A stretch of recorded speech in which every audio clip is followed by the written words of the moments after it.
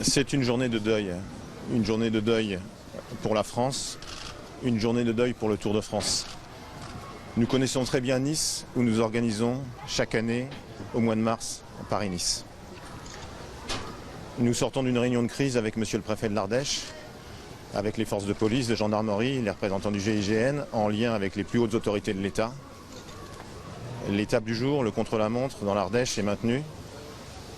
Nous ferons dans quelques instants une minute de silence au village départ. Il y aura ce soir aussi une minute de silence à l'arrivée de l'étape, avec les porteurs de maillot, avec le vainqueur de l'étape, tous ensemble sur le podium, avec donc une nouvelle minute de silence. Nous souhaitons que cette journée soit digne, en hommage aux victimes. Nous pensons aux familles, nous présentons nos condoléances à tous ceux qui ont été touchés, qui ont perdu un être cher, à tous ceux qui sont blessés dans leur chair et dans leur être. Nous nous sommes interrogés en effet, mais nous pensons, en accord avec les autorités de l'État, que la course doit continuer, qu'il ne faut pas céder aux pressions de gens qui veulent que nous changions notre façon de vivre. Le Tour de France continuera dans la sobriété, dans la dignité. Je vous remercie. Hello, if France is mourning, then it follows that the Tour is too. But as you heard Christian Prudhomme say, after reflection and consultation with the relevant agencies of state, it is mourning and continuing rather than mourning and cancelling. And that decision having been taken, we're going to concentrate on bringing you the race rather than adding to the debate. We'll be doing so, though, at a slightly lowered pitch to match that of the event itself. There'll be no music on the podiums at the end of today's stage, and the publicity caravan has already driven the route in silence. Yesterday, of course, the race was as fevered as it's been for some time, and it produced two very different sets of standings. The first of them made Adam Yates the new race leader, 9 seconds ahead of Bauke Mollema, with Nairo Quintana third at 14 seconds and Chris Froome down from first to sixth.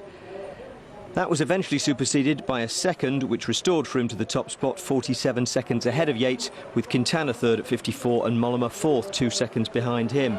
All this after the race commissaires had made their own improvised sense of the chaos that had ensued when Richie Porte had crashed into the back of a motorbike on the final climb, bringing down Froome and Mollema and resulting in the yellow jersey running up Mont Ventoux without his bike.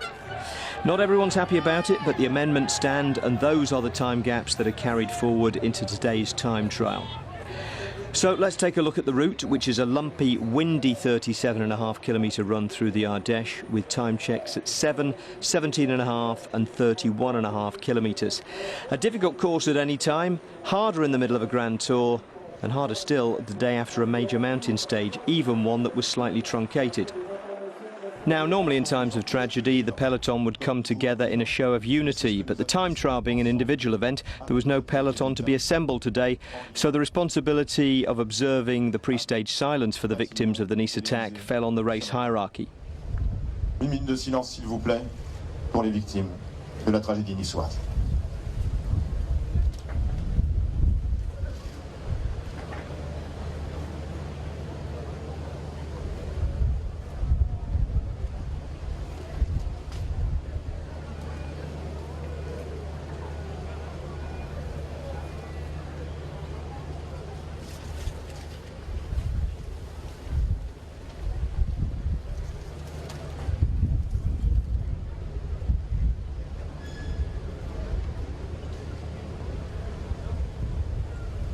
Je vous remercie.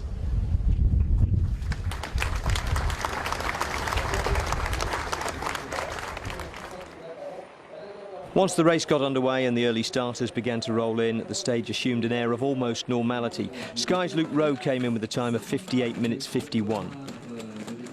Luke, what impression did that make on you? That's a really tough time trial. I mean, with the wind out there as well, it's just like no easy Ks. There's maybe a 2K descent in the middle, which is super fast, but apart from that, every single K you have to keep on the pedals and keep on the power. You know, there's no free Ks, so it's super tough, and I think with the wind conditions being the way they are, it makes it even tougher, and for the big boys, I think just you know, it'll just make the gaps between them even bigger. You're coming in and out of shelter from the wind. Yeah, there's quite a few. There's a plateau. The middle section is kind of a plateau, and it's a crosswind from the right, and it's pretty strong. You know, I've gone for a slightly shallower front wheel and still rode the disc wheel, but there's quite a few times where it catches you a bit, so you have to be on guard. It's pretty vicious out there, but no, I think it's in a nutshell, it's just super tough. Chris Froome knows the course pretty well, I gather, but will you have some tips to pass on? Yeah, he's already ridden it, a couple of months ago, and I think he's ridden it twice actually, so he knows it pretty well. But yeah, I mean, for sure, like me and Ian Stannard have already been, and the first thing we'll do is relay back a few things, a few pointers, and there's actually a few things that I will pass on to him. I think he'll be going a bit faster than I was, but we're all doing the same thing at the end of the day. So yeah, we'll pass on as much as we can, and there's a lot to be gained, by doing that process, and the early guys giving the info to the later guys, and yeah, we'll certainly do that.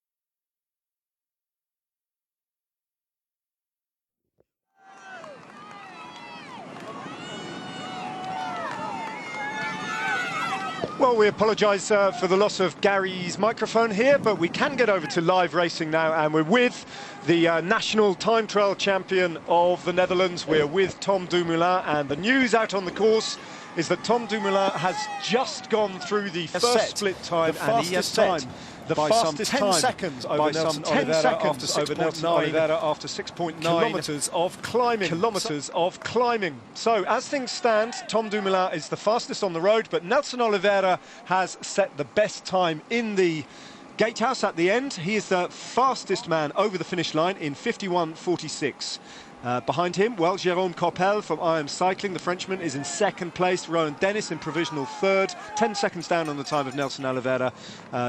Tony Martin could only manage provisional fifth place.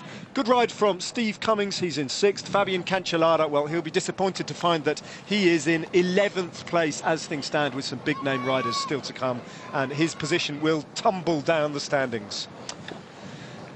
Now we're back with, I think it's Luis Leon Sanchez going through the motions. Tom Dumoulin, though, David Miller, is showing us exactly how to attack this climb, and it's no big surprise, even though he's a fast man, to see how well he's gone up those 6.9 kilometres of climbing out of the start ramp here in Bourg Saint-Andéol. No, it's not at all. He's one of the specialists who has proven himself to be able to climb as well. Often for the pure time trialists like Fabian Cancellara and Tony Martin, even Steve Cummings on occasions. They're better when it's flat. Vincenzo Nibali, the 2014 Tour de France winner, is off the start ramp, and he is applauded off by this big French crowd who've gathered here. And Nibali, let's see how he goes today. Of course, riding, as everybody is in an individual time trial, more often than not, very much for himself, and this is a parcours that will suit Vincenzo Nibali, and he might well threaten top 10, top 5, or who knows, even better today, David. Definitely, we're seeing so far from the results that, and it is a bit what we expected because of what the course is like. It's got over 700 metres climbing in 37 kilometres, which means that's a hard time trial, much more suited to almost the GC riders. It's probably, if Chris Froome was to design his perfect TT course, it would look much like this. But yeah, so that means for a rider like Vincenzo Nibali, who we do, even if he's off the GC here, we do still qualify him as a GC racer, and somebody who is, although he's not being so consistent here, we're seeing glimmers of greatness from him, and it's very hard to know at the moment, and the allure with which he left that start round would indicate that he is going to give it a go, at least at the first time check, and then take it from there, decide how much deeper he goes. See how he goes. You're looking at Sylvain Chavanel. He's just embarked on his time trial, some 6 minutes before Vincenzo Nibali, so he's a little bit further up the course. It's a 37.5 kilometre time trial today. So he has been climbing Chavanel for 4 kilometres and still got another 3 to get up to the top of this climb, out of the banks of the River Rhône and onto the plateau above them, where the wind, as you can see, is absolutely ripping across that barren landscape. Darren Impey for Orica Bike Exchange. What a Tour de France he's having. Been absolutely brilliant in the service of others, most notably Michael Matthews on that fantastic stage win. Bike Exchange, Orica Bike Exchange got everything right. What can Impey do?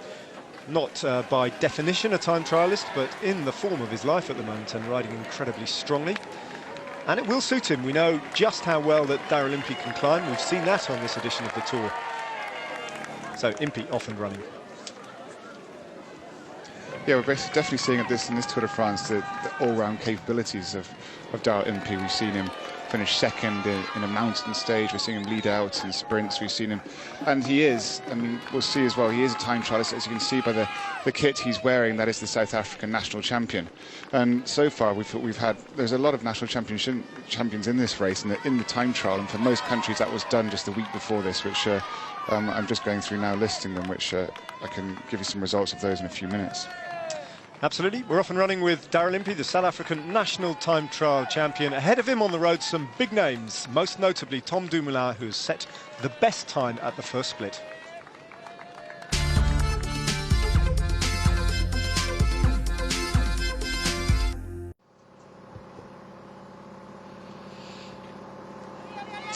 Welcome back. Rafa Majka is out on the road and David Miller is alongside me in the commentary box to cast an eye over the first individual time trial of a Tour de France that contains two of them, and neither of them are flat. So the expectation is that Rafa Majka should have a decent day out, even though I think by his own admission, time trialling is not something he greatly enjoys. Nonetheless, he might go okay today out on the course. No, I mean, he has pulled out some amazing ones in the past. He did a Tour of Poland a couple of years ago when he ended up winning that overall race. But he needs that motivation, and I think today this whole race's objective has become the best climbers jersey. So he won't expend too much energy today. Although, even saying that, just getting round here within delay, etc., with this wind, as you can see on those flags, is incredibly hard. So Daryl Impey continues to go over the top of the first climb, away from the banks of the River Rhone and out into the windy terrain above him. Much of the wind, though, mercifully off the backs of the sides of the wheels because of the trees that surround the course. So it's not quite as bad as it might have been.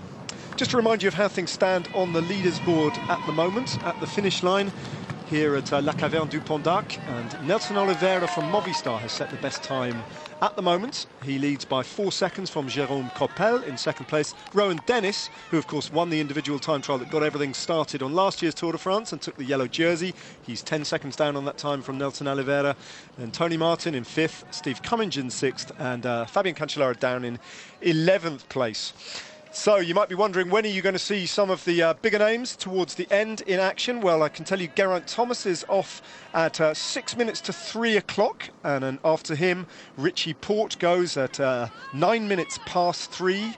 Then the top 4 riders in the general classification, starting with Bauke Mollema, he's off at 3:30, and then it's 3-minute intervals to Quintana, Adam Yates, and Chris Froome goes off at 3:39. The expectation is that it's going to take the leaders around about 50 minutes, if not better. Nelson Oliveira's time, 51:46, suggests that someone might get close to 50 minutes on a really, really good day. Let's see. This man is on a good day. We know that because he's set the best time at the first timing point, and that was after just 6.9 kilometres. There is another timing point after 17.5 that he's already been through a few minutes ago, but I think the technology's failing them, so the information we're getting off that is frozen. It's only just come up now. We've got 25:56, which puts him into first place there, 21 seconds ahead of Steve Cummings, because in the actual data we have, it says Romain Sicard in second place, but I think that's an anomalous result, because I think they've been having a problem there, because we can see through the final time, they're missing about 10 riders at the moment, so they must have had a slight hiccup with that time check, so it's taken us about 5 minutes to get that. So 25:56, and that goes to show he's consistent, because up to now we've seen whoever's gone through the first time check not pull it through to the second time check. People drop off if you've gone fast through, because it's all uphill up to the first time check, and then it's flattish with a lot of wind, crosswind, all the way to that second time check. So we see Tom Dumoulin is on if he continues at this rate, and he's the most consistent so far, first through both time checks, he's on to smash this. 30 seconds up after 17.5 kilometres on the time of Nelson Oliveira. So that means he's put another 20 seconds into Oliveira in that short distance between those two time checks. As we see the third time check on the road being breached by Julien Alaphilippe, another Frenchman at this point set the best time earlier on, and that was Jérôme Coppel, who looked for a minute like he was going to take the race lead from Nelson Oliveira, but must have faded a little in the final third or quarter of the route relative to Oliveira, who obviously finished much, much faster. Julien Alaphilippe's time, though, nothing to write home about. And I think we're back on board with Rafa Majka. No, because this course is going to be, it's very demanding in regards to what pace you ride it at, because you have obviously that 7 kilometres bang up out from the start, which is where Rafa Majka's coming through now. So this is the top of the first 7 kilometre climb that you begin almost straight away off the start ramp. So 16:13, so he's 2 minutes, almost 2 minutes exactly off Tom Dumoulin's time already at this point. So we can see straight away where his objectives lie. Because Rafa Majka, normally if he was just to go hard up that hill, at least he wouldn't lose too much time, but then he would hemorrhage time in the next sections. But at the moment it appears that he's saving his energy for the upcoming mountain stages. With one eye on the big GC favourites who will be coming off the start ramp later, David, as we always do when we go into a time trial, we look for form and we look to see what riders have done historically, what they've done relative to each other. But it's incredibly misleading, and it's very, very hard to look for accurate guides of form that you might be able to rely on, because so often in stage races, it depends. I mean, unlike the Olympic event, for example, in the middle of a stage race, it kind of depends what your role is on the team and what you're in the race for. No, exactly. There'll be some riders, as we see there with Majka, who, if he was the leader in a time trial like this, and it was his responsibility, we'd see him do a good ride, or a very respectful ride. But because he's in a different motivation now, has a different objective, he won't be so concerned with this and use it as it's a bit strong to say an active recovery day, but he certainly won't expend more energy than he needs to. But yeah, and then there's the thing is with time trials and Grand Tours, often we'll see in the first time trial, this one, we'll see some consistency regards to specialists, as in we can already see that we've got the the Portuguese national champion Oliveira is leading at the moment as it stands. Rohan Dennis, the Australian national champion, in 3rd place. Tony Martin, the German national champion, in 5th place. I missed out Jon Izagirre, the Spanish national champion, in 4th place. And these are all people that have won that national championship very recently, only 3 weeks ago. So we know they're all specialists in this discipline. But that's not to say that now when the GC riders, when they come through and they may not be national champions in their time trial events, they are still excellent at them, and especially in these conditions where they recover better, they're at the top of their form. And on a course like this, where it is very hilly, up and down, left and right, where it's almost what we call in British time trialing scene a roadman's course, because it's almost like being in a breakaway rather than an out and out straight road big drag race. I think this is the 3rd or 4th rider maybe that Tom Dumoulin's catching now. So this is he's on, as you can see, and this is often an advantage when you're a specialist and you find yourself off GC, which is where he is. He's laying quite far back now. It gives you the opportunity to catch lots of people, because all these people he's catching, they're all doing what Rafa Majka is doing, which is effectively having a semi-recovery day, and so he gives him numerous little micro goals within the time trial. You'll see somebody catch him and it gives you massive morale. Whereas if he was starting the last 5 riders against all the GC riding specialists, he might not see one rider the whole course, and it's going to be quite a very lonely and difficult course and effort to gauge. But at the moment, he's just going out having fun, overtaking the cars, the following cars, and the slower riders in front of him, feeling like Superman. It's a funny idea of having fun, David, but I'll take your word for it as a former time trialist. Greg Van Avermaet, I don't think he's having quite the fun that Tom Dumoulin is having. Yeah, that was Luis Leon Sanchez who you saw Dumoulin just rip past, and he was his 4-minute man. The first riders go off at 2-minute intervals, and then, rather randomly, the last 17 riders, don't know why they've drawn the line at 17, starting with Pierre Rolland, go off at 3-minute intervals. Reverse order in the general classification, of course, so that means that the yellow jersey, Chris Froome, goes off last of all. No, I'm a bit baffled by the 17 as well. I'm sure there's an explanation that somebody can find out for us, but at the moment it's the first time I've ever seen that. Well, Tour de France, the first time I've ever seen that.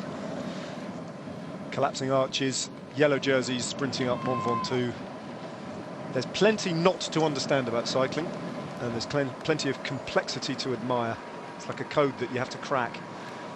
And when you get it, it's tremendously rewarding.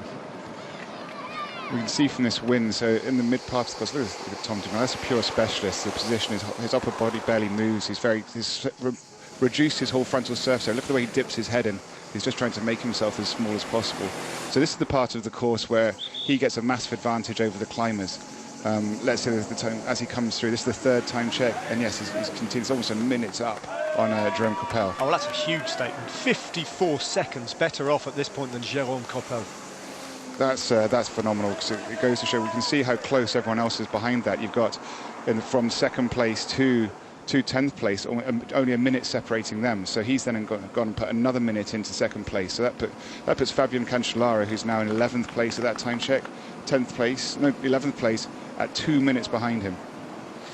Well, at the moment, Tom Dumoulin is putting everybody into the shade on this difficult, testing, hilly time trial. 37.5 kilometres. He's in a beautiful aerodynamic position, and he's wearing a skin suit that has already drawn admiring gasps from Chris Boardman.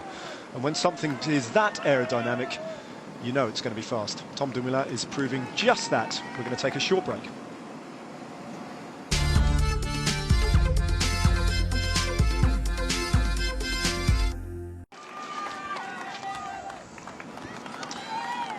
Welcome back. Not too far to go now for Tom Dumoulin, who is setting a blistering pace. He was over 50 seconds up on the best time of Jerome Coppel at the final intermediate split check. 9.5 kilometres from the finish, and his pace is unrelenting. It does kick uphill, so the suffering isn't quite done for Tom Dumoulin just yet. A few kilometres to go, 4.6 to be precise, and the final 3 kilometres, well, it grinds up a 5% gradient pretty much all the way to the finishing line. So his job is not done just yet, but it's a real statement. Vincenzo Nibali, 23 minutes almost into his effort.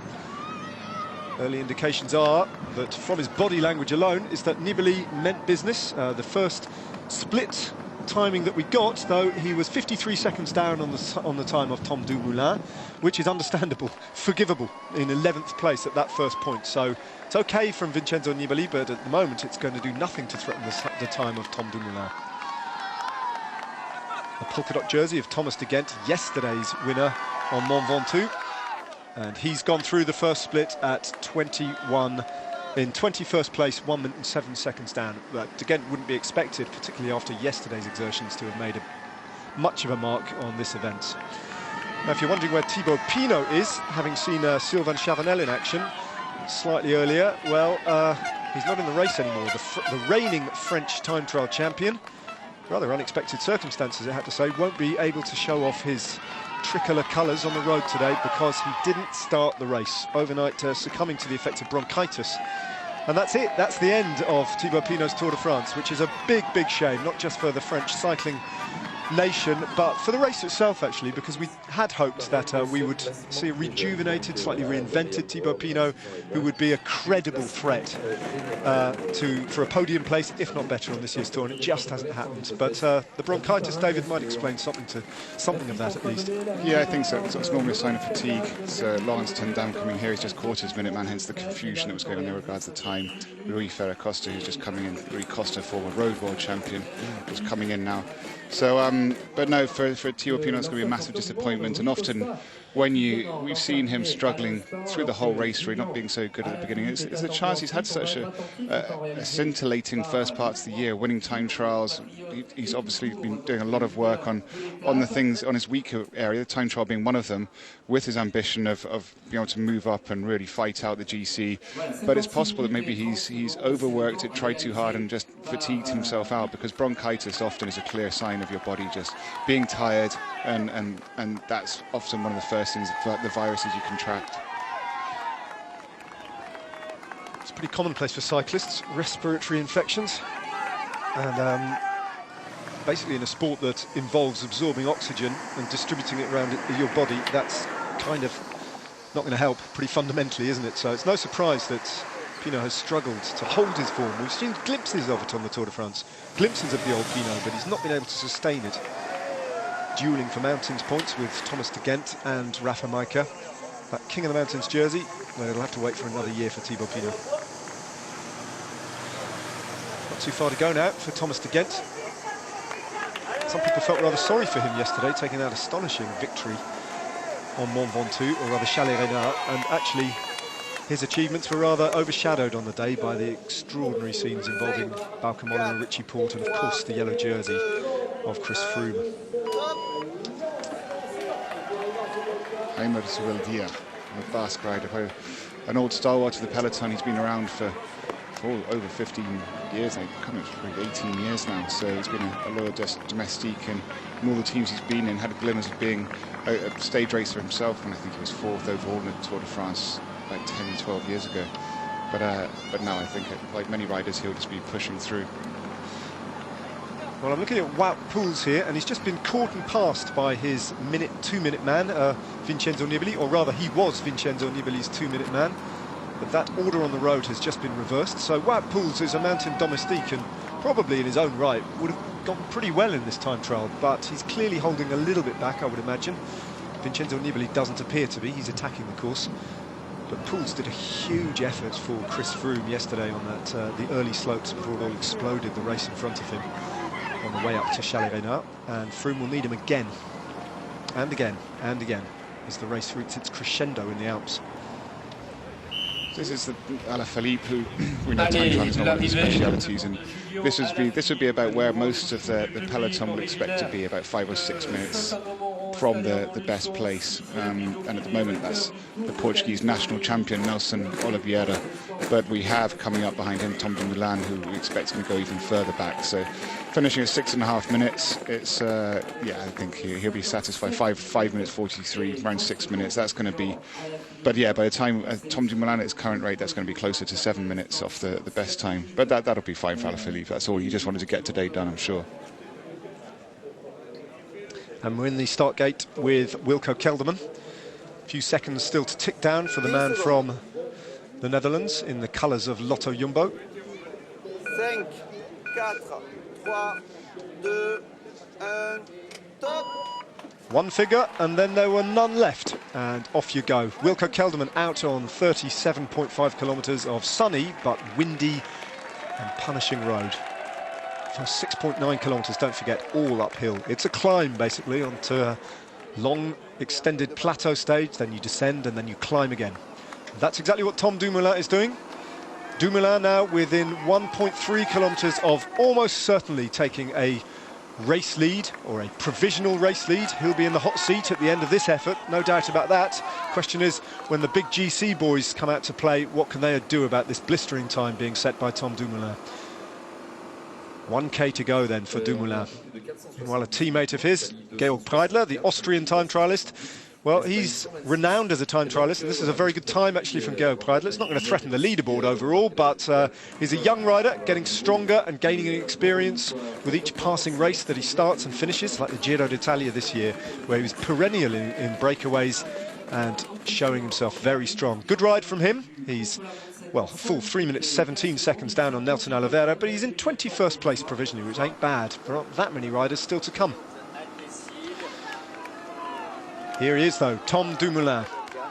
Already a winner in very different circumstances on this edition of the Tour de France. He won in Andorra-Arcalis, an absolutely brilliant attack, delivered with one single blow, and he blew away the opposition and sustained his speed all the way to the finish line, losing only a matter of a couple of minutes to a huge GC chase further down the mountain. Dumoulin has held the leader's jersey now on the Giro d'Italia. He's held it on the Vuelta. Big question marks about whether this man that you're looking at is a future Grand Tour winner, but that's for the future. What we do know is about the present of Tom Dumoulin, and he is the best time trialist in the world at the moment. I think there's no doubt about that. He's a nailed-on certainty, I would imagine, for the gold medal in Rio, or certainly one of the bookmakers' strong favourites. And look at the time he set as he closes in on the finishing line. Not too far to go now, just a handful of seconds before he sets a hugely impressive time that has knocked a hole in Nelson Oliveira's best time. He stops the clock at 50 minutes and 15 seconds, a full 1.5 minutes faster than Nelson Oliveira. He'll be on the hot seat, and it's going to take an enormous ride to prize him off it.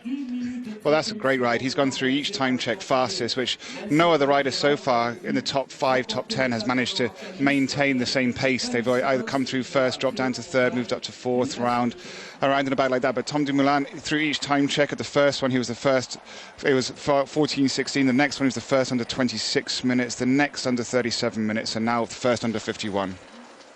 Number crunching from David Miller. We'll take a short break while you absorb that torrent of information.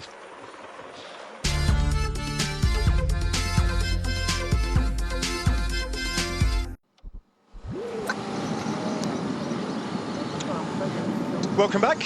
Less than 15 kilometres to go, most of which are downhill before it kicks up again for Darrell Impey, the South African national road race champion. He won't be threatening the leaderboard. This developing situation on the first individual time trial of the 2016 Tour de France. Basically, so far there have been two races, the race before Tom Dumoulin and the race after, because when he crossed the line a few minutes ago, everything changed. Tom Dumoulin took the lead provisionally by fully 1 minute and 31 seconds, smashing the time of Nelson Oliveira and setting a huge target for everyone else to try and aim at. Still to come in the general classification. So this is the way the leaderboard looks at the moment. Dumoulin's time is the best by some distance. Oliveira is in second place, Jérôme Coppel third, Rowan Dennis fourth, Jon Izagirre in fifth place. And as things stand, Tony Martin relegated to a provisional sixth place. And a few moments ago, a very disappointed Tony Martin spoke to Matt Rendell. Tony, it wasn't your day today. Why not? What's your analysis? To be honest, I felt pretty tired after yesterday. We did a lot of work. Shouldn't be excused, but yeah, after 2 weeks Tour de France, every power output counts. So yeah, maybe I was too tired from yesterday. Actually, on the top of the climb, I felt good. I could go on the climb. I was really suffering. Yeah. It's always difficult to analyze after 2 weeks race. I think I was okay, my power output, but maybe not the best to be in front. But we also have to see now the weather condition, the wind. I had the feeling the wind was more stronger on the head sometimes than in the morning when I did the recon. What to say, it shouldn't be an excuse, but maybe to find some reasons. It's interesting to analyze also this.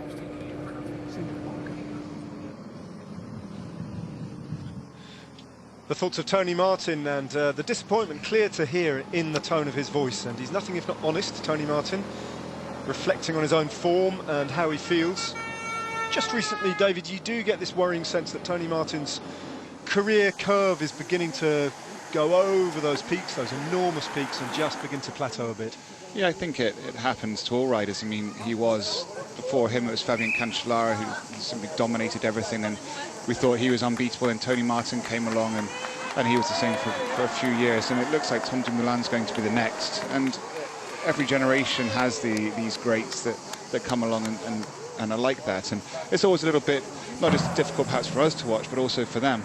And as Vincenzo Nibali, who's definitely going for this today, as we see coming up to the third time check, and that's actually, if you look, so that's 2 minutes as it stands, it's going to be just over 2 minutes to Tom Dumoulin. But let's not forget that Tom Dumoulin had put a minute into everybody else at that time check, into second place. So that's actually going to put Vincenzo Nibali into he's putting in a positive ride. He's not soft pedaling this in the slightest.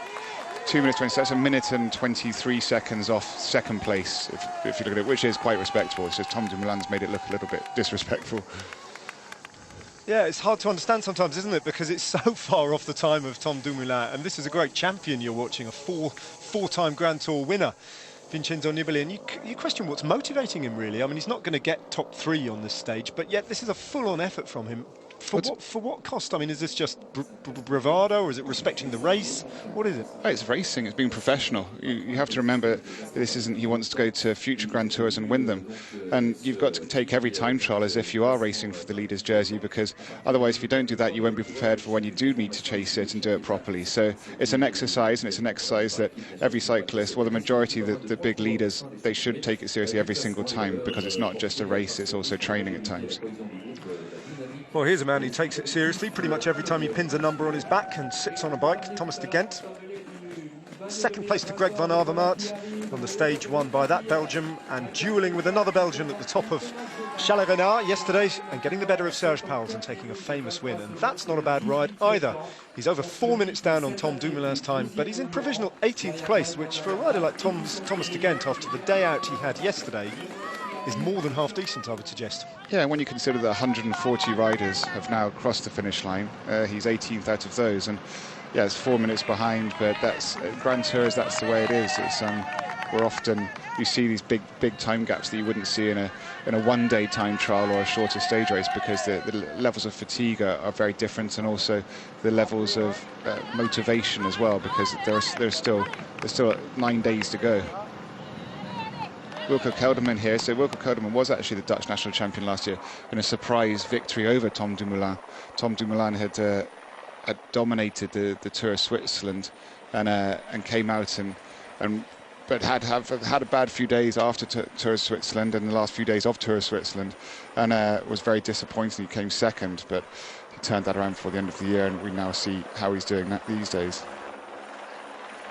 Oh, I think the helicopter pilot's enjoying himself today, swooping down through the gorges of the Ardèche, looking down on all the people cooling off. It's actually quite temperate today in this part of the world because of these northerly winds that continue to batter the Tour de France. Daryl Impey, not too bad a time for him either. He's approaching the third timing point, and when he gets through here there'll be 9.5 kilometres to go. Let's see how Impey is faring. I mean, everyone's time is made to look slightly amateur when you compare it to Tom Dumoulin. That's not the case though. You know, these are some of the best riders in the world flying at this course. It's just that the margin he's carved out, Dumoulin, is imposing. Yes, it really is. But you see with Daryl Impey, I mean, he's a consummate professional. He looks like he's been trying since the moment he rolled off that start ramp. I don't think Daryl Impey knows how to take it easy. We've seen it in every stage in one way or another, him doing his job and doing it to the best of his abilities. Wilco Kelderman, as you say, was the Dutch time trial champion of 2015. It's not the only time trial he's won in his youngish career either. He won the individual time trial at the Tour of Denmark a few years ago. But the quality of the opponent on that particular occasion, and it was only 12.1 kilometres in length and pan flat, is nothing like the opponents that he faces in the Tour de France today, and the parcours is completely different. Mark Cavendish, in fact, finished 5th on that stage. So Mark Cavendish won't be finishing 5th on today's stage. Good to see Mark Cavendish still in the race, though. There were, people questioning whether or not, after the disappointment on the road to Montpellier, where his mechanical meant that he couldn't even contest a bunch sprint that never actually happened in the final outcome. But you would have been it would have been understandable if you'd gone, well, not my day, and what have I got left in this Tour de France? Let me think about that Olympic gold medal on the track now and concentrate fully on that. But he's still in the race. No, exactly. And I think it's also for the team. We heard in one of the very early interviews that Mark Cavendish did, and also when I was speaking to him, I think it's very important for the team that he makes it through to Mandela Day, which is next week, as that's such a very important day for an African team, and so no doubt he'll make the decision after that. And he's got a chance tomorrow. Every chance of a bunch sprint again tomorrow. Well, Pierre Rolland, what can you do on this time trial? He did have a little attack on the lower slopes of Mont Ventoux yesterday, but it didn't last long. And pretty soon he was reeled back in and then actually spat out of the group of favourites when that group was still quite big. So Pierre Rolland has not yet made his mark on the Tour de France. Doesn't really enjoy time trialling, but this will suit him a lot better than most time trial courses. 30 kilometres to go for Wilco Kelderman, so he's over the top and onto the plateau and into a more, I say comfortable, but into a more conventional aero tuck where he can get himself into an aerodynamic position. The winds today, as they head from, let me get my east and west right, they head from east to west, are basically coming from the north. So most of the course today is being hit by gusting side winds from the right as you look at Wilco Kelderman, which led me to think, when we were down at the start line this morning, David, well, none of them will be riding disc wheels because of the danger of a gust of side wind just knocking you off your bike. Shows how much I know. They all are. Now, why is that even safe? Well, it's fine for starters. It's not as he gets blown around by the wind. That was perfect. Thank you, Wilco, for making my point for me. No, because you put it on the back, it's pretty much safe because it's fixed. The wheel is fixed in its position, so it actually acts more like a sail. Now you have to be careful with the front wheel because obviously that pivots, and so it can, if it blows, it can turn and force you, veer you even worse than that across the road. But you've got to be careful. And if he's running a fairly reasonable, actually, it's tri-spoke on the front. So, and to be honest, if you're the specialist, it wouldn't bother them so much, very strong winds, because you just have to concentrate and really hold on for dear life, and anticipate the little gaps in the trees or buildings, which is probably what got him there. There will just be a gust of wind that comes through a gap, and as long as you're prepared for that, you're usually fine. And it's so much faster, because actually probably discs are at their fastest when there is this crosswind, because it acts as a sail. You can almost lean into it and use the energy that it's pushing onto you to propel you forward. But yeah, it takes a lot of training and a lot of confidence to be able to do it. There's Dumoulin's average speed over the course, 44.78 kilometres per hour. A lot of climbing in that course as well, so that is considerable speed. Yeah, and I think we can see already by that top five that there is a lot of climbing, because Oliveira, Coppel, Izagirre, they're all quite small time trial specialists. Well, not small, but definitely the more slighter figures compared to Tony Martin, Fabian Cancellara, Rohan Dennis. So the pure specialists, the more consistent riders who are normally quite a slightly bigger build, are paying heavily on this. Indeed. Geraint Thomas for Team Sky and for Wales. He's the next man off. Geraint Thomas has, of course, as ever, done so much work for his team leader in the mountains and on the flat. He crosses over domestic duties and works on both terrains because he's that versatile and that good. But he's a good time trialist as well. The question is, will he, as we've seen with Vincenzo Nibali, attack the race and go for an individual result today? Try and get himself a top 5, maybe a top 3 on his day? Surely he could. Or will he decide that discretion is the better part of valour and just get round safely and without maximum exertion? Sylvain Chavanel, well, he hasn't got far to go now, and he has been attacking the race. We've seen the old Chavanel teeth grimacing their way around this course every time we've caught a glimpse of the front of him.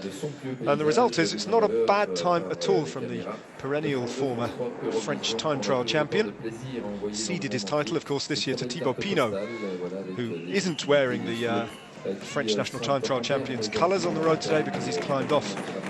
Good ride from Chavanel, though. Not long now before he'll get through the finishing line and back into his team car and ferried to the hotel to think about tomorrow's stage. Tour de France never gives you much peace, does it? 3 minutes 52 seconds down. In 17th place as things stand. You almost have to have 2 leaderboards here, one with Dumoulin's time and one without, to see how they all compare against each other. Yeah, it's true, and I'm sure a lot of riders will be doing that. They'll be going, actually, let's forget Tom Dumoulin actually lost only 2 minutes, or 1 minute, or 3 minutes. Because it does make everyone look uncomfortably distanced, even though they're top 20 at the moment for Chavanel's very, very respectable. No, but it's often the way, and no doubt all of a sudden there will be riders that come close to that. We'd expect Chris Froome and Richie Porte it's a sort of course that does suit them perfectly, and we can see how strong they are. We'd expect them to be quite close to that within around the Tom Dumoulin time, and it'd be surprising if they're not. So I think it's far from over, and Tom Dumoulin will know that. He's not going to be sitting there in the team bus waiting on the hot seat expecting to cruise this, even if he has got such big time gaps now, because there are still the big hitters, the GC riders who are going to make a big difference. Of course, there are always, in stages of the Tour de France, races within races to watch. And Wilco Kelderman is one of 4 riders who are involved in a race for the white jersey, the best young rider in the overall standings. And so watch out for their times relative to each other. It's Louis Meintjes, Warren Barguil, Wilco Kelderman, and of course Adam Yates, who wears the jersey. Those are the provisional standings at the moment. There's Jérôme Coppel finishing, and that is the Portuguese time trial champion Nelson Oliveira, and there's Tom Dumoulin smashing them all to bits. There's your 3-2-1 at the finish line, and the next rider is Warren Barguil, and it's important for him, if he's after the white jersey in Paris, which is probably his target now. He's got to make a mark on Adam Yates today. That would be his immediate objective. Warren Barguil, well, he finished 21st in the Tour de Suisse, which was another mountainous or hilly time trial, to say the least, this year. 57 seconds down on that occasion to the winner, Jon Izagirre, who's gone well today. So he can time trial, Warren Buggy, of course he can. That's why he's high up in the general classification. Most riders who are riding high in the GC can, to some extent or other, time trial, otherwise you're simply not there. You've got to have the innate power involved in time trialing as well in your locker. Yeah, normally, I mean, the guys, we can see how the wind's buffeting buffeting Kelderman here. See each gap from their camping car, you get a buffet from that, and it's but that's all positive energy if he can hold on to it and use that to power him forward. It's like sailing, you sort of lean into it and let it carry you forward. But it's I suppose coming from the Netherlands, the wind doesn't scare him so much. But yeah, the GC riders generally, they have to have a big engine, and that means the ability to develop a lot of power to their weight, the high power to weight ratio. Now certain riders are, let's say Dan Martin or even Nairo Quintana, they are a little bit small. You see how he's been buffeted. He's actually come out his bars now. That's how strong the crosswind is there. You come out the bars when you do really need to get more, hold on stronger to the handlebars, and that's what he had to do there because it was just getting too extreme. But the smaller riders do their power to weight ratio, even if it's great for climbing because they're lighter. It means that they can go, they don't have to develop as much power to go uphill. They then are compromised massively when it comes to the flat, because here it's more about power than weight. But on a course like this, there's a middle ground. Because there is so much climbing, they can do it. But look, he's anticipating the wind there. He's taking his hands off. He sees those flags and he's holding on. He's shaking his head there slightly. Oh! Yeah, I think he's starting to get a little bit scared. So yeah, he might be I think you see little shakes of the head where he's like, oh, what am I doing? Yeah. Well, it's easy for you to laugh at his misfortune today, David. You're not riding it, but No, you must have ridden races in similar conditions, and you must know exactly what this feels like. I've been there, and it's always this moment, like he is at the moment, probably shaking his head at himself, thinking he probably told his mechanics and everybody that he'd be fine, he could ride his disc and his tri-spoke. What are you talking about? I can do this in crosswinds. And now he's stuck in there, and he's going to be too embarrassed to go, you know what, I might change my bike, actually. This is terrifying. Once again, we feast our eyes on the gorge of the Ardèche. These cliffs. You know a thing or two about cliffs, David. You gave us some stunning cliff facts when we were up on the Cherbourg Peninsula about the height of those cliffs. These ones are 300 metres high, some of the highest cliffs in the Ardèche. I'm just keeping it local these days. Yeah, you made some bold claims about those cliffs in week one. I'm glad to see you've reined your neck in a little bit, cliff-wise. As we look at the finishing line, and here is Vincenzo Nibali. Now, how's he faring? 11th place at the moment, and watch their number tick down. Will he hold on to 11th place? It's not a bad time at all. He's gone past another one of his Minutemen, and he's bearing down on the finishing line now, Vincenzo Nibali. So this is an honourable ride, and from a man whose form is often hard to read. He's one of those riders who sometimes determinedly has a day off. When you think, well, there's nothing left in the locker, what's he even doing in this race? And then he'll just come back. Just when you thought it was safe to go back in the water, the shark comes back and bites you. And this is an indication that Vincenzo Nibali is still in this Tour de France. It's still a factor. He'll be important for Fabio Aru, and I'm sure he'll be hunting down the opportunity in the days to come of a stage win. Not going to be a stage win for Vincenzo Nibali today, but 3:29 down on Tom Dumoulin. Very decent. 14th place as things stand for Nibali. It's quite interesting because he came through the first time check in 12th, the second in 15th, the third in 15th, and then moved himself back up again on the 14th. So it goes to show that he was going faster than a lot of them up the hills, and then just losing a bit of time in the flat crosswindy bits, which is what we'd expect, to be honest. Wilco Kelderman will be delighted to be in a town at the moment and passing through the shelter from that buffeting gale. Will Kelderman make it to the end unscathed? We'll find out in a minute or two.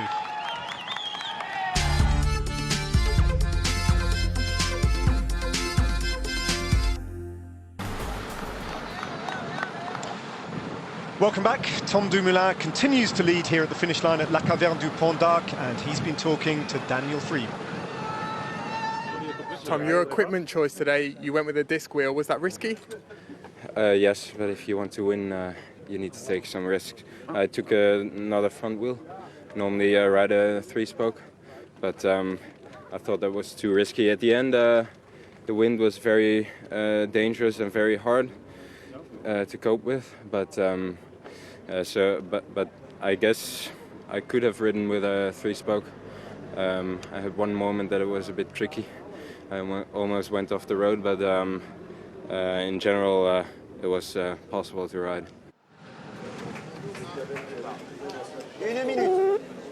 The thoughts of Tom Dumoulin as Richie Porte takes his place with a relaxed-looking smile playing across his features. What a day out he had yesterday. Quite extraordinary, the events that unfolded on Chalet Renard. And he went down very hard as well, Richie Porte. He'll be smarting. Hit the back of that motorbike at speed. And all the drama that unfolded subsequently. And then the uncertainty about his general classification standing. But he did look strong. What can he do today, Richie Porte? Breathing heavily, just checking his shoes are correctly clipped in. Former Australian national time trial champion from last year. Richie Porte, what are you going to do on the time trial today? Well, in 5 seconds we're going to find out.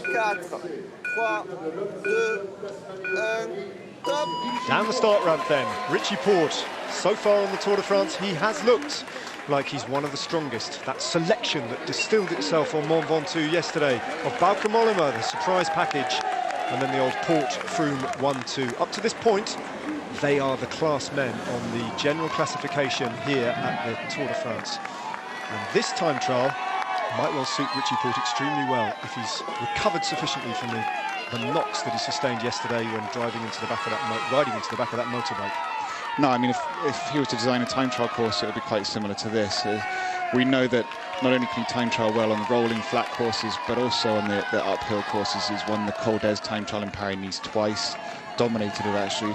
And this coming straight out, the first 7Ks are a little bit similar, even easier than the Col d'Ez, but that's good for him. So we can see he gets very aero, he's strong on the bike.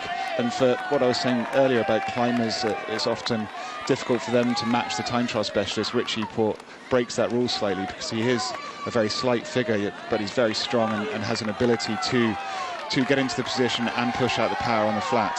And at the moment, it's this is a massive opportunity for him today. I think, for me personally, he was one of the biggest losers yesterday, because when he hit the back of that motorbike, he was the one accelerating, he was pushing on, he would have been putting himself well back into the top 10.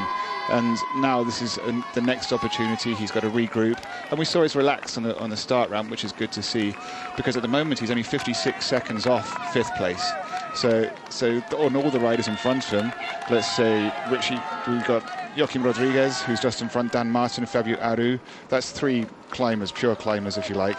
So he'd expect to come past them. Dan Martin is only a handful of seconds, 15, 20 seconds in front of him. TJ Van Garderen, his teammate, that's one of the few riders who's in front of him that will be difficult for him under normal circumstances to peg back much time on. Alejandro Valverde, unless on a good day he can bring back. And then the rider currently in 5th place, Romain Bardet, who's 56 seconds in front of him, is a rider that normally he would expect, Richie Porte would expect to take at least a minute out of on a course like this. 6.9 kilometres of climbing straight from the start ramp. But a 5% gradient, it allows for the riders to maintain their position in the saddle and get very low into that aerodynamic position. So it is a full-on time trial in that sense. It's also a headwind here, as we've heard from a few riders, because although the road twists and turns, this is a headwind part. Well, his penultimate individual time trial on the Tour de France, that is Joaquim Rodriguez, who on the rest day in Andorra, close to his home, announced that he would be quitting at the end of the year at a tearful press conference. And he's looked quite strong so far on the Tour de France. He starts the day in the top 10 of the general classification. But the Rodriguez pattern normally in Grand Tours is that he loses time on time trials. That said, he is a climber, and there's a lot of climbing out here on the course to be done today. So if he does suffer losses, they may not be as bad as you might expect. Joaquim Rodriguez off and running. The time trial has always been his nemesis for Joaquim Rodriguez. He's lost 2 Grand Tours when he was in the leader's jersey because of the time trial, the Vuelta a España, and on the final day of the Giro d'Italia. It's a much heartbreak for him, much joy to ride a Hesjedal. He lost the leader's jersey in the final day's time trial, so it's not an event that he enjoys, and I'm sure he'll be happy that this is one of the last ones he'll ever do. But the rider starting after him, Dan Martin, is his nemesis, so they often finish 1st and 2nd, so once again the 2 of them will be having their own little battle out on the road. Richie Porte, as you said, David, twice the winner of the Col d'Ez time trial in Paris-Nice. Two-time winner of the individual time trial, often very mountainous at the Criterium International in 2013 and 2015. And the first big time trial he won on the World Tour was way back in 2010, the Tour de Romandie. So he's a serial winner of time trials, as well as mountaintop finishes as well. He can do everything, Richie Porte. And what's remarkable about his style, you look at this, if you didn't see the speed that he's going, because obviously you can tell it's going uphill, you'd think he was riding on the flat. There's very few riders who can get in the full TT position and have the core strength to hold that position perfectly. I know it's something I found very difficult, and many others do too, but Richie Porte, Chris Froome, Tom Dumoulin seem very good at it as well, but they are a tiny minority who can do this. Because look, he may as well be in his super fast aero position, and yet he's going at under 30 kilometers an hour, and so he'll be putting out some of the highest power he does the whole day, and which normally requires you talking a little bit and pedaling a slightly bigger gear and twisting your whole body slightly back, but he seems to be able to do this, which is what makes him an amazing time trialist when it comes to the uphill sections. Danny Navarro buried himself to get across to Serge Pauwels and Thomas de Gendt on the final climb yesterday. Really dug in, part of that breakaway group. He's not far from finishing himself, and neither is Jaime Zubeldia. He's coming up to the third split point. Well, we'll get an indication of how well he's going. Nothing like as well as Tom Dumoulin, but that's almost a given. As Dumoulin's time continues to embarrass some fantastic riders on the road.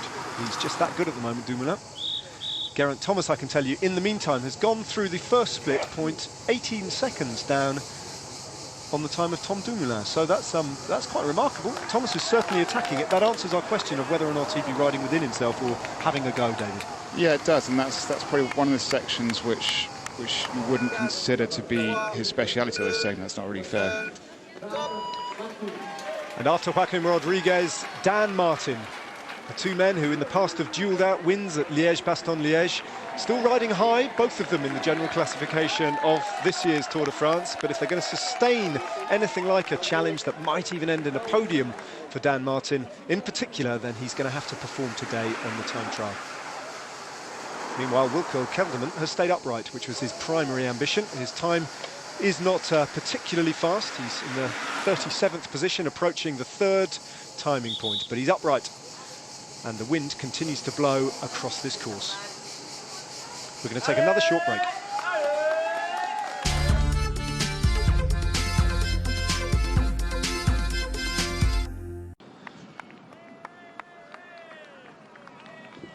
Welcome back. Last time we saw Chris Froome, he was warming down at the top of Chalet Reynard, waiting to find out whether or not he had lost the yellow jersey in that extraordinary incident yesterday. Well, now, in the yellow skin suit, he's warming up, and he will be off in just under 20 minutes. TJ Van Garderen is the next man off the start ramp. After him, just 6 more riders left. He's seen his teammate, Richie Porte, who's worse off in the general classification, of course, having suffered that puncture in the first week of racing and losing a big chunk of time, go off already. But even TJ Van Garderen, I think, would have to admit that he's been somewhat overshadowed by Richie Porte's form on the Tour de France so far. Nonetheless, TJ Van Garderen is on home territory here. He is a climber and he is a brilliant time trialist. So we're expecting a move from TJ Van Garderen today, upwards in the general classification. This suits him. Steph Clement, as we can see from the red, white and blue bands on his sleeves and his shorts, he's the next Dutch national time trial champion, as Richie has on his the Australian stripes. But coming for 8th place, that's a very respectable ride. And again, let's remind everybody that Tom Dumoulin put a minute into 2nd place. So yeah, I think Steph Clement should be very, very pleased with that. It's solid 11th. Yeah, Dumoulin leads Nelson Oliveira by 1 minute and 31 seconds, so he's just over a minute behind Nelson Oliveira. So good time from Steph Clement, particularly after his ride yesterday when he came across the line in the company of Sylvain Chavanel at in the breakaway, having survived the chase. You can see here the headwind they've had about most of this climb. So they do a sort of a big turnaround before they reach the plateau, and then they'll have the crosswind from the right. but this goes to show how hard it's been, and he's very close to the first time check, so we're going to get a good indication of how close he is to Tom Dumoulin. The time to beat being 14 minutes 16 seconds. There it is up there, and that's at the 7 kilometre mark, and that signifies the top of this initial climb, and then they'll reach the plateau. There's no descent. They then have what's going to be a very demanding few kilometres in the crosswind, so there's no recovery from this. You're looking at the times at the finishing line. That's Dumoulin's lead. 50 minutes and 15 seconds he completed the 37.5 kilometres in. Fully 1 minute 31 seconds faster than Nelson Oliveira. By the looks of it, Richie Porte, if he doesn't beat the time of Tom Dumoulin here at the split time, and remember, Dumoulin went through this point, you can see in the distance, in 14 minutes and 16 seconds.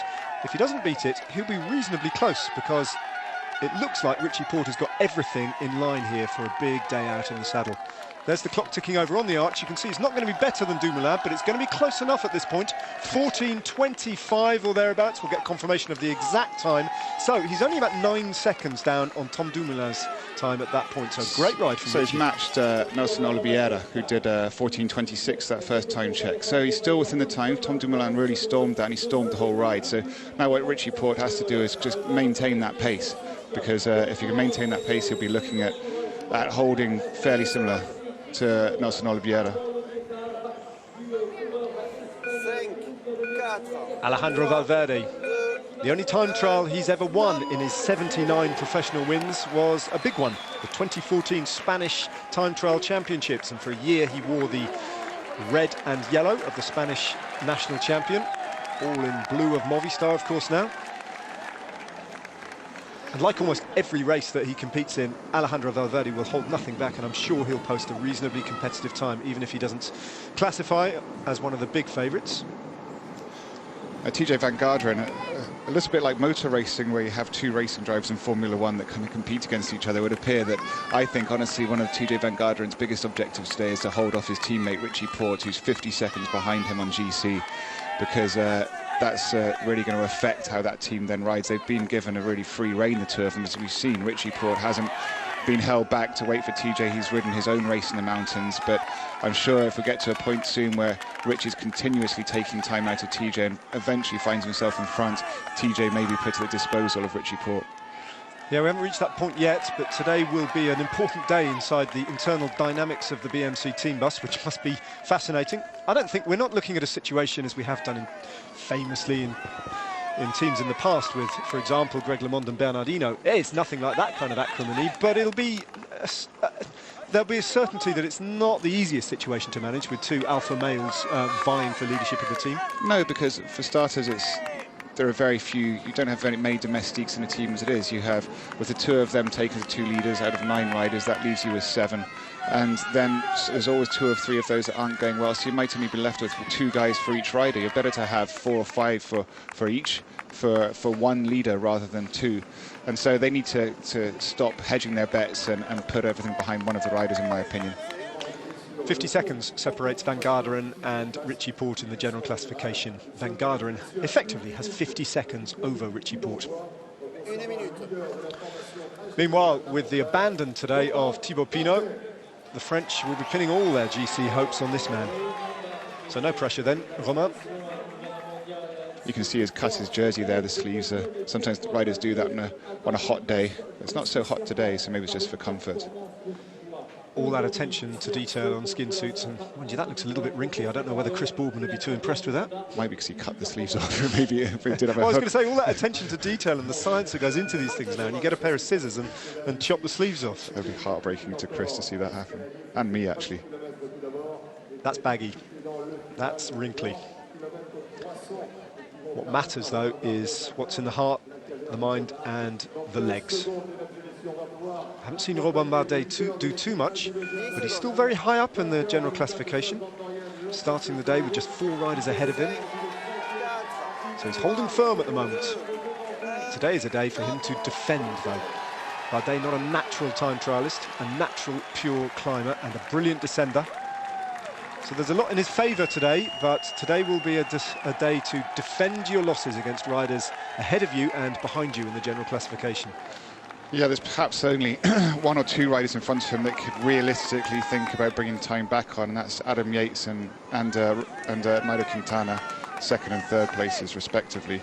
And both of those, Adam Yates is 28 seconds in front of him, and Nairo Quintana is 21 seconds in front of him. So that's his objective. But behind him, a more worrying thing for him is there's Alejandro Valverde, who could fairly match him. There's TJ Van Garderen, who normally would put time into Romain Bardet. There's also Richie Porte. So that's he's going to be probably more worried about the guys behind him than trying to catch those in front of him. On GC, that is, not necessarily in the time trial results. Well, that's the point, isn't it? When you're watching a time trial in a stage race, it's always worth bearing in mind that there are often two races going on. And that's the case again today. Tom Dumoulin is not, on this Grand Tour at least, a GC player.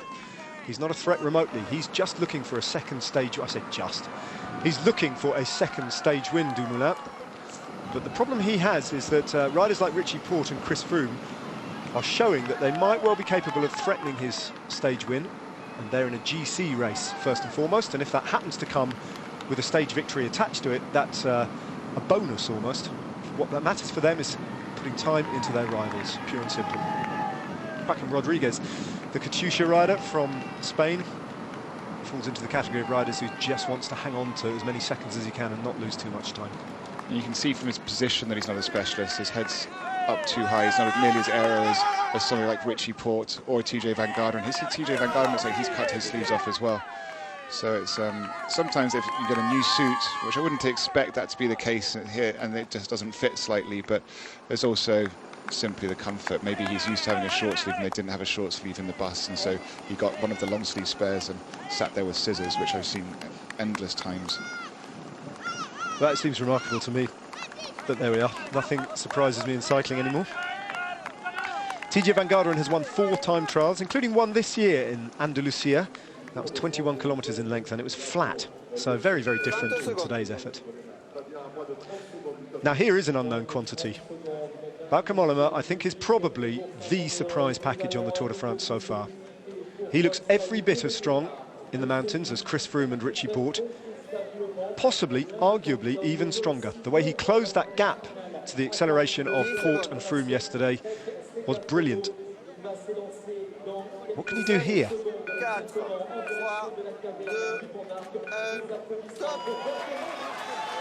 Mollema, we're about to find out whether or not he's going to lose time or even gain time on his rivals. No exceptional individual time trial results in his career, Bauke Mollema, but solid. And that really is the word that's defined his GC career to date. Bauke Mollema is a rider of whom big things were expected a number of years ago and hasn't necessarily delivered at the very, very sharp end of races. But he looks like a man transformed on this occasion. Just got an update because we didn't get to see that on screen. Joaquim Rodriguez has come through the first time check in 15 minutes, 12 seconds. So it's not terrible. I mean, that puts him into top 16, 17, 18th position at the first time check. So, but we have to take into account that's all been uphill, so that's his speciality. So he's back to hit the crosswinds, where he risks to lose a lot more time.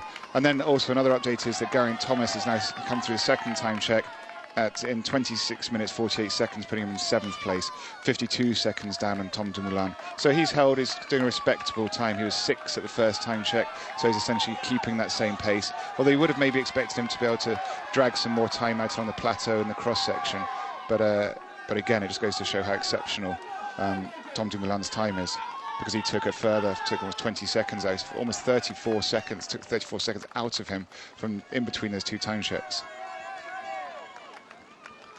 Mollema, again, looks good on a bike, on a time trial bike, holding a position perhaps not quite as low as Richie Porte's, but he looks pretty solid.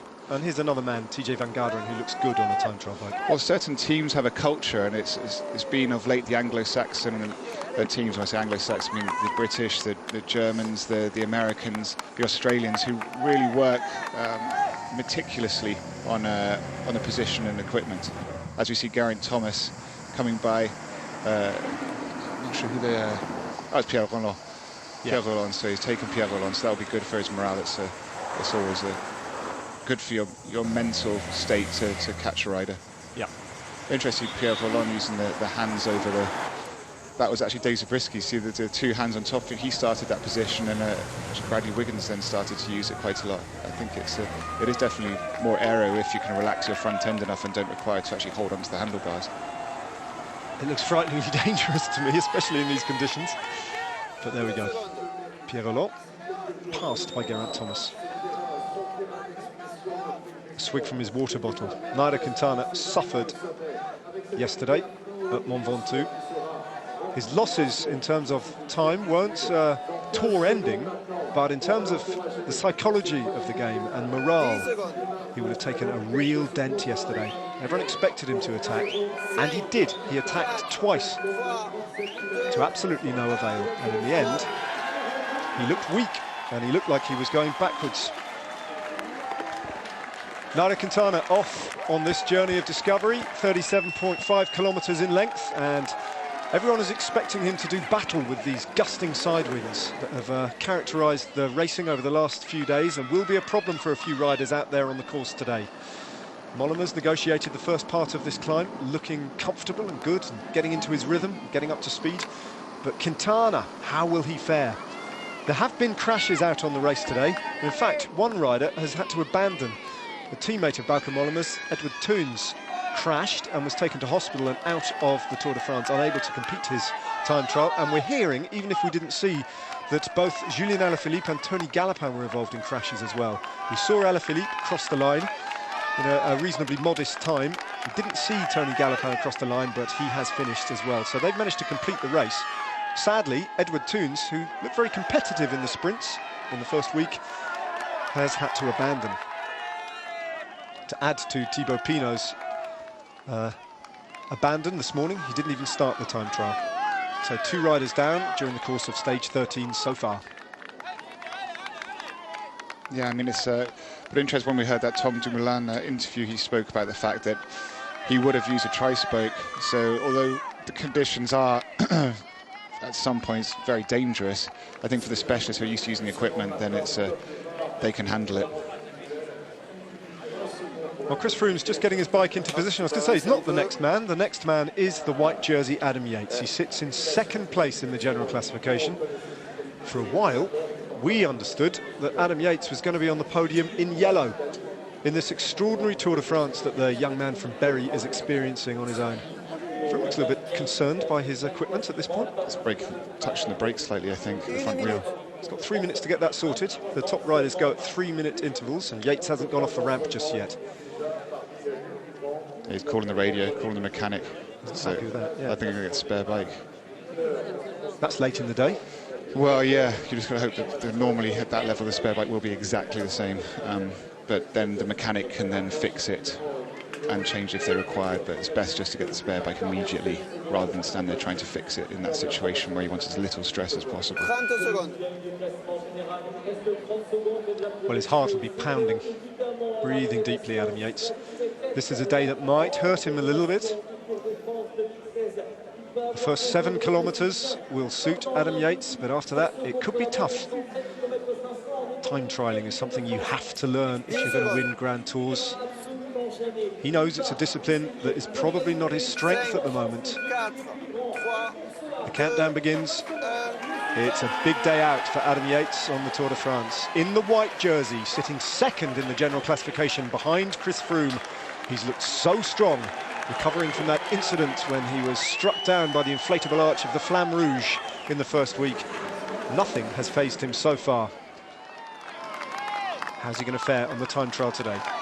Further up the road, Bauke Mollema, still climbing up to that first time check, at which Richie Porte was only 10 seconds down on the time of Tom Dumoulin, in the same time of the rider currently in 2nd place on the time trial, Nelson Oliveira. Well, they passed that point 14 minutes in, so he's only 6 minutes into this climb, so still a fair amount of work for Bauke Mollema to do. 8 minutes or so of climbing before we find out how he's faring, and it is really quite a big unknown how Mollema will go. Yeah, and you can see something interesting. Look at his numbers pulled away from the pins. You see the 2 pins at the bottom? it's as if they've pinned the number on while he was standing up. So you get all that attention to detail with the zip down the back and the bike all perfect and tyre pressures, the training, the warm-up.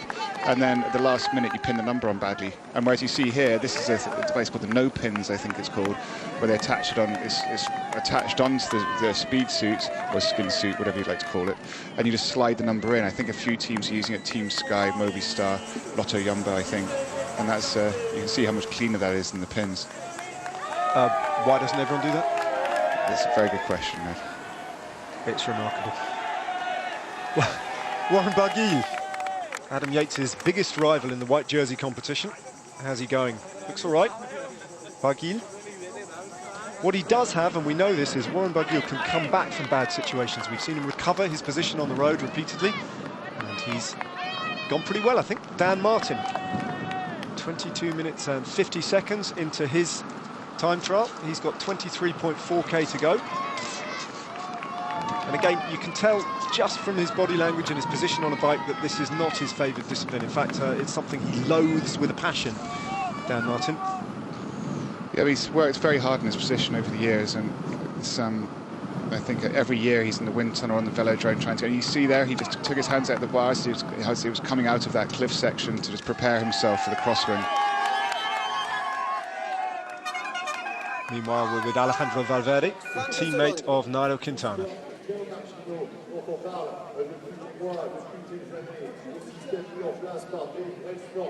Well, this man has found his image all over the front of newspapers all around the world after he turned Mont Ventoux into a running track yesterday in some of the most bizarre scenes ever seen on the Tour de France. Safe to say they'll be talking about that day out in 100 years' time.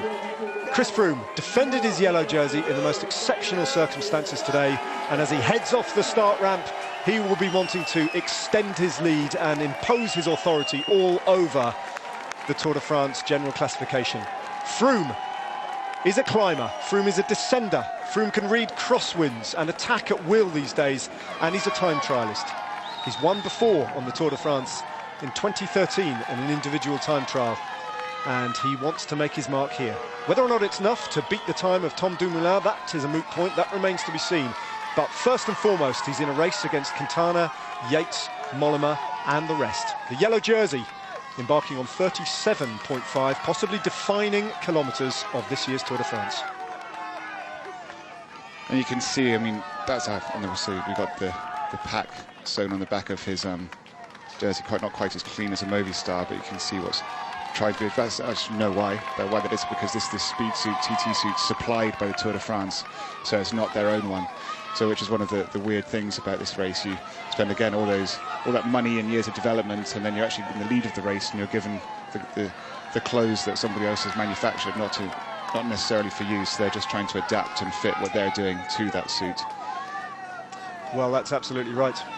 BMC had the leader's jersey and going into a time trial on the Giro, and I remember bumping into Max Chiandri, the director sportif of BMC, and he'd actually refused to wear the organisation skin suit at that point. And I can't remember what compromise was reached in the end, but it was so substandard.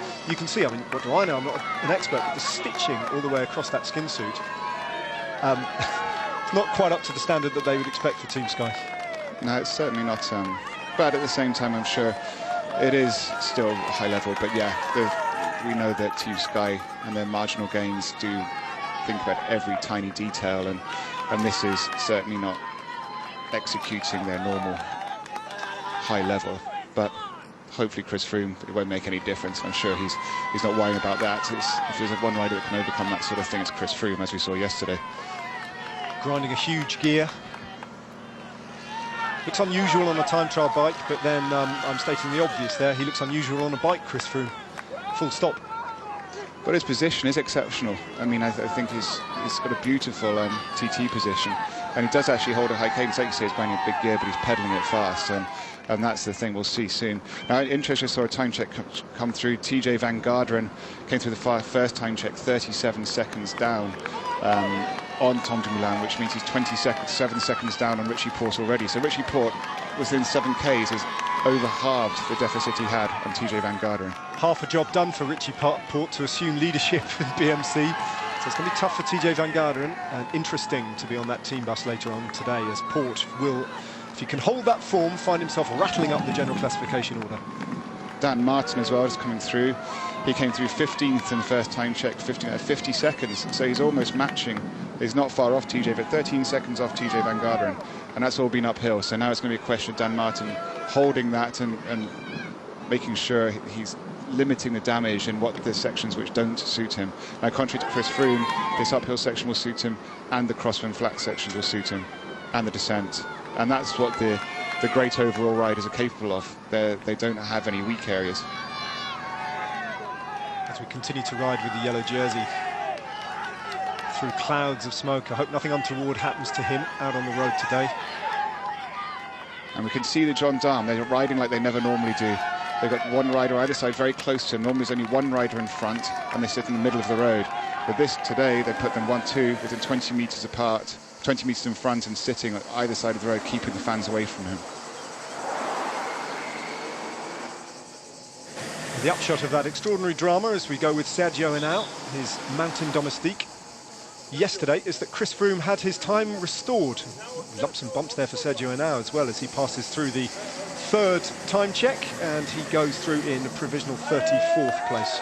So interestingly, he came over the first time check in 38th, and being a climber, would have thought he'd have lost time between the two time checks, which is the 7K to 17.5, and then so it's so maybe the wind is constantly changing, and we have seen that all day. And some riders are surprising with their results, and others were being, well, negatively surprised. FDJ's Sebastian Reichenbach no longer on duty for Thibaut Pinot, who's abandoned before even turning a pedal today. So Reichenbach, I would imagine, will resume leadership of the FDJ team. He's the best placed in the general classification, just 8 minutes down, and he's, well, it's not a bad time, in provisional 27th place on the time trial. Over to you, Sebastian Reichenbach. And back to Nairo Quintana. Quintana himself involved in a little bit of controversy. I'm sure if you go onto social media and online, you will have noticed. It's almost unavoidable these days, isn't it? A small clip from a camera phone that showed Nairo Quintana pretty clearly, it has to be said, holding onto the back of a Mavic neutral service motorbike during that carnage that affected Richie Porte, etc., and brought the whole race to a halt temporarily.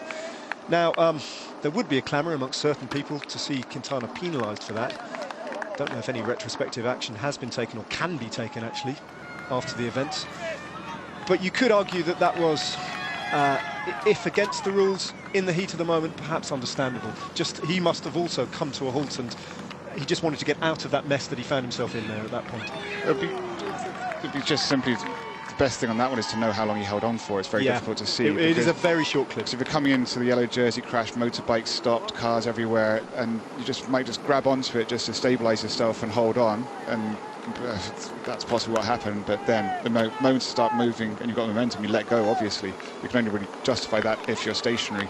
So the fact that it wasn't stationary, that's something for, again, to be looked into. As we go back to Geraint Thomas, who certainly attacked the first half of the individual time trial today, posted a very good time at the first time check. Maybe he's let it slip a little bit towards the finishing line, but it's a good time. Provisional second place at the moment to Tom Dumoulin, 51.45, and he's in the Barrier-off section, so he's going very, very well. Drops one place, Geraint Thomas. What's he got now? About 25 seconds to the finish line from this point. Dropped down into fourth place. Good ride from Geraint Thomas. He's holding very little back here. A former winner on a stage race of an individual time trial. That was on the Bayern Rundfahrt, the Tour of Bavaria some years ago. He's going to post a good time here. It's going to be top 10, at least for Geraint Thomas. Fifth place as things stand, over the line for Geraint Thomas. He comes over in 52.15, just under 2 minutes down on the time of Tom Dumoulin. That's an excellent ride from the Welshman. Well, we can see how stable he was. He was sixth through the first time check, seventh at the second, fourth at the third, and then fifth on the line. Meanwhile, the praying mantis of Pierre Rolland, who was overtaken by Geraint Thomas despite the fact that he went off 3 minutes before the Welshman. He's the next rider to come over the line, and the air is getting very, very thin at the top order of the individual time trial.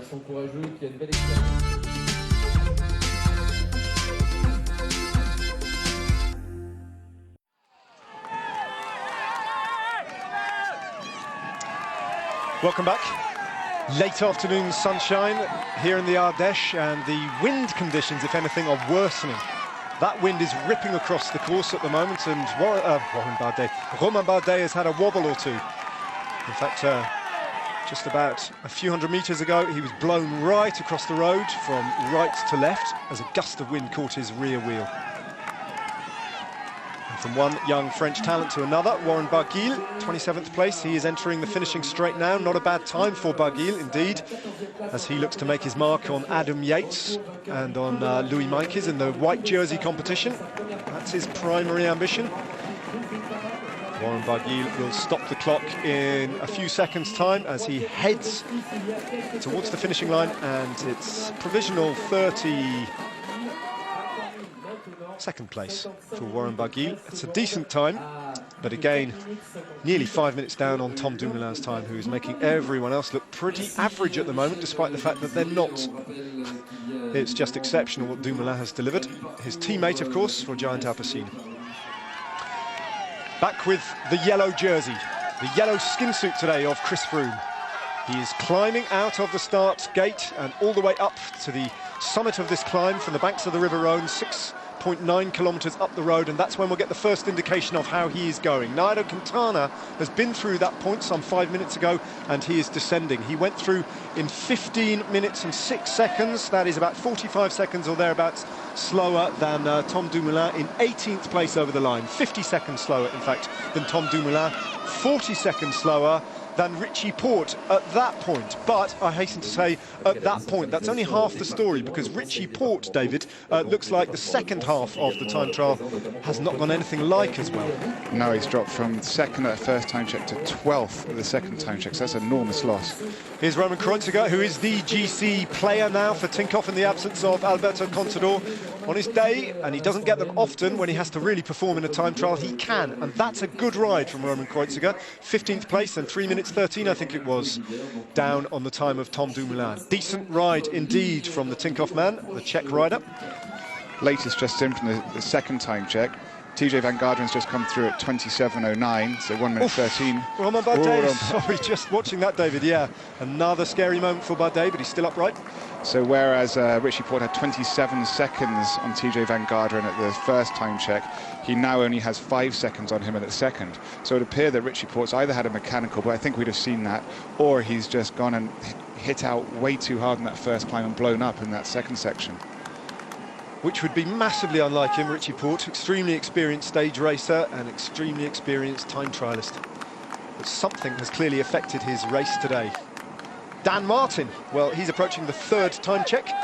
He'd done okay at the first one, not too bad at all, limiting his losses, but that was all uphill and on his favoured territory. Now he's negotiated the top of the plateau and those crosswinds that you saw affecting Romain Bardet, so what's his time looking like? Not far to go now until we'll know for sure at the third time check of the day. And this matters for Dan Martin. So often in stage races, he's not too bothered about what he does in the time trial, but this, today, is completely different for him. He's still a GC player, and every second counts as he sees them tick over, heading to that time point, and he stops the clock 3 minutes and 3 seconds down on Tom Dumoulin. So it's okay from Dan Martin, but he will be losing time. He would have known that before the start of today, and that's confirmation of the fact that Martin is on defensive duty. So too is Romain Bardet. First and foremost at this point, David, to stay upright, and again heading into an exposed section. Well, we know that Bardet is a great bike handler, and often those riders are the ones that will take those extra risks in the time trial, but it's twice we've seen him now. Once he was hit by wind and swung right out, and they're going a little bit hot into that corner, but you know, that's the way he races, just as long as he stays upright. Here's a man we haven't seen a great deal of so far, Fabio Aru. Already got a Grand Tour win to his name, and that was the Vuelta last year, the last one he entered. And he did admirably well on a hilly time trial, actually not too dissimilar to this one on that occasion. He finished 1 minute and 53 seconds down on Tom Dumoulin, but right on a par with his big rivals at that point, although Dumoulin was the race leader at that point. But that ride, in many ways, set up Aru's win. He went pretty well that day. Does suit him, Fabio Aru, today's time trial, in as much as any time trial suits him. We saw his teammate Vincenzo Nibali attack the course, ride very well. And Aru went through the first time check in 28th place, 58 seconds down. Now Chris Froome is the latest rider to go through that time check, and he's actually 17 seconds down on Tom Dumoulin at the first split point. So that makes him at this point 7 seconds slower than Richie Porte, 1 second slower than Edvald Boasson-Hagen, and just 1 second faster than Geraint Thomas. Read into that what you will. It's a very good time, but it's not perhaps the explosive time we might have been expecting, or perhaps he's being slightly more measured in his approach. Well, if we look at the time so far, it's we have Richie Porte, who hit out very hard, came through second at that first time check, 14:26, and his teammate TJ Van Garderen came through at 14th of that time check, and then matched him and ended up moving up to 13th by the second one, whereas Richie Porte had blown up and gone back to 12th. So a lot of the good times we might see, and don't forget the weather conditions are changing, we don't know what's happening with the wind. He might just be pacing it very, very cleverly, which we do know that Chris Froome does, and also Bradley Wiggins used to do. Fabio Aru's suffering here, and so too is his time as he tumbles down the order, approaching the third time check, 145th position, and continuing to fall. This is a pretty dreadful ride from Fabio Aru, and I'm beginning to wonder whether the wind is really getting up and affecting the riders at this point in the course. We discussed it before racing got underway today, that it would be, if this is going to sound ridiculous, but it would be consistently inconsistent today, and maybe it's proving to be just that. Yeah, I mean, you don't really know unless you're out there, and we'll hear in the interviews afterwards. But there are some odd times coming through now. And the fact that we'll see with Chris Froome, if he starts to speed up, and we'll start to know if he actually paced that, held back a little bit, or was just held a very steady pace up the first climb, and now we'll start applying the pressure, or whether the wind has shifted slightly. Nairo Quintana out of the saddle, sprinting for this corner. And that's the moment we saw Romain Bardet almost go off the road, and Nairo Quintana does pretty much exactly the same thing, only worse. He had to slow right down, and hence the need to sprint and get out of his saddle to regain his momentum. That was a dicey moment for Nairo Quintana. And that wasn't a wind issue, that was a bike handling issue at that point. Yeah, I think, and you have to remember, a lot of the time you're really maxed out, and I've known in the past to rely on, sometimes in the team car, to tell me what corner's coming up, because you're so focused and you're so almost blurry with the effort, and you're going a lot faster than you have done in the training in the morning.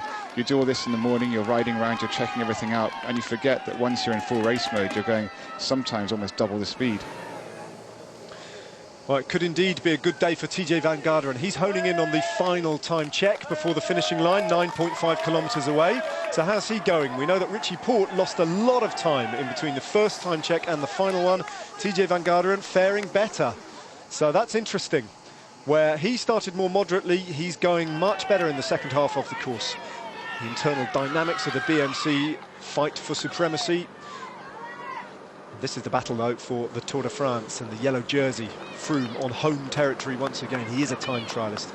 And at that time check, Richie Porte is now 26 seconds behind TJ Van Garderen. So it's reversed. The tables have turned completely. This is a player in the white jersey competition, and much like Fabio Aru, last time we saw Louis Meintjes' time, he was losing a lot of it, which is good news for Adam Yates and good news for Warren Barguil, the immediate rivals in the white jersey standings. Yeah, Louis Meintjes is a climber, and not much more than a climber, because time trialling is something he hasn't yet added to his armoury and might never be able to. This is a day to try and defend seconds for Louis Meintjes, the man from Lampre Merida these days, of course formerly of MTN Quebeca, wearing the pink of the Italian team. Well, it's okay actually, it's all right. 26th place as things stand to Tom Dumoulin, 4:22 down, so that's okay. How's Bardet doing? Bardet came through the second time check in 28th place, so he's kind of holding, he was 30 seconds through the first time check, so he's actually sped up a little bit, moved up a few places between the first and second time check. And I mean, you'd hope, no doubt he'd hope to be high, considering he's laying 5th in GC. He needs to have a better position by the end of this day, on the actual stage. A big GC rider needs to have the means to be able to finish in the top 10 in these time trials. But he's still very young. Well, here is Richie Porte. Now we're going to get the answer to those questions we had about what was happening with him, because he certainly started off incredibly fast. Set the second best time at the first split point, just 10 seconds down on the time of Tom Dumoulin, but he's in 8th place as things stand, and he's lining himself up for the finishing line now. The clock continuing to tick over. Dumoulin's time, well, it's a distant prospect as he almost looks at dropping out of the top 10, that critical point that you just told us about, David, where you need to be in the top 10 if you're a big GC rider. Richie Porte, something has gone wrong with the second part of his time trial. Promised so much in the first 7 kilometres, but the time trial that he's just engaged in is 37.5 kilometres long.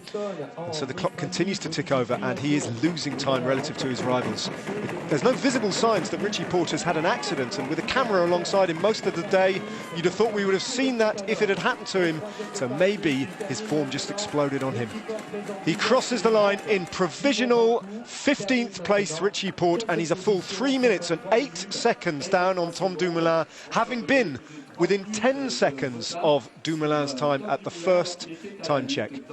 3 minutes have fallen through his effort at some point on this race. We'll have to talk to him to find out exactly what went on there. As we rejoin the action with Alejandro Valverde, we will take a short break and be back to see Chris Froome on the road. Nairo Quintana also still to come.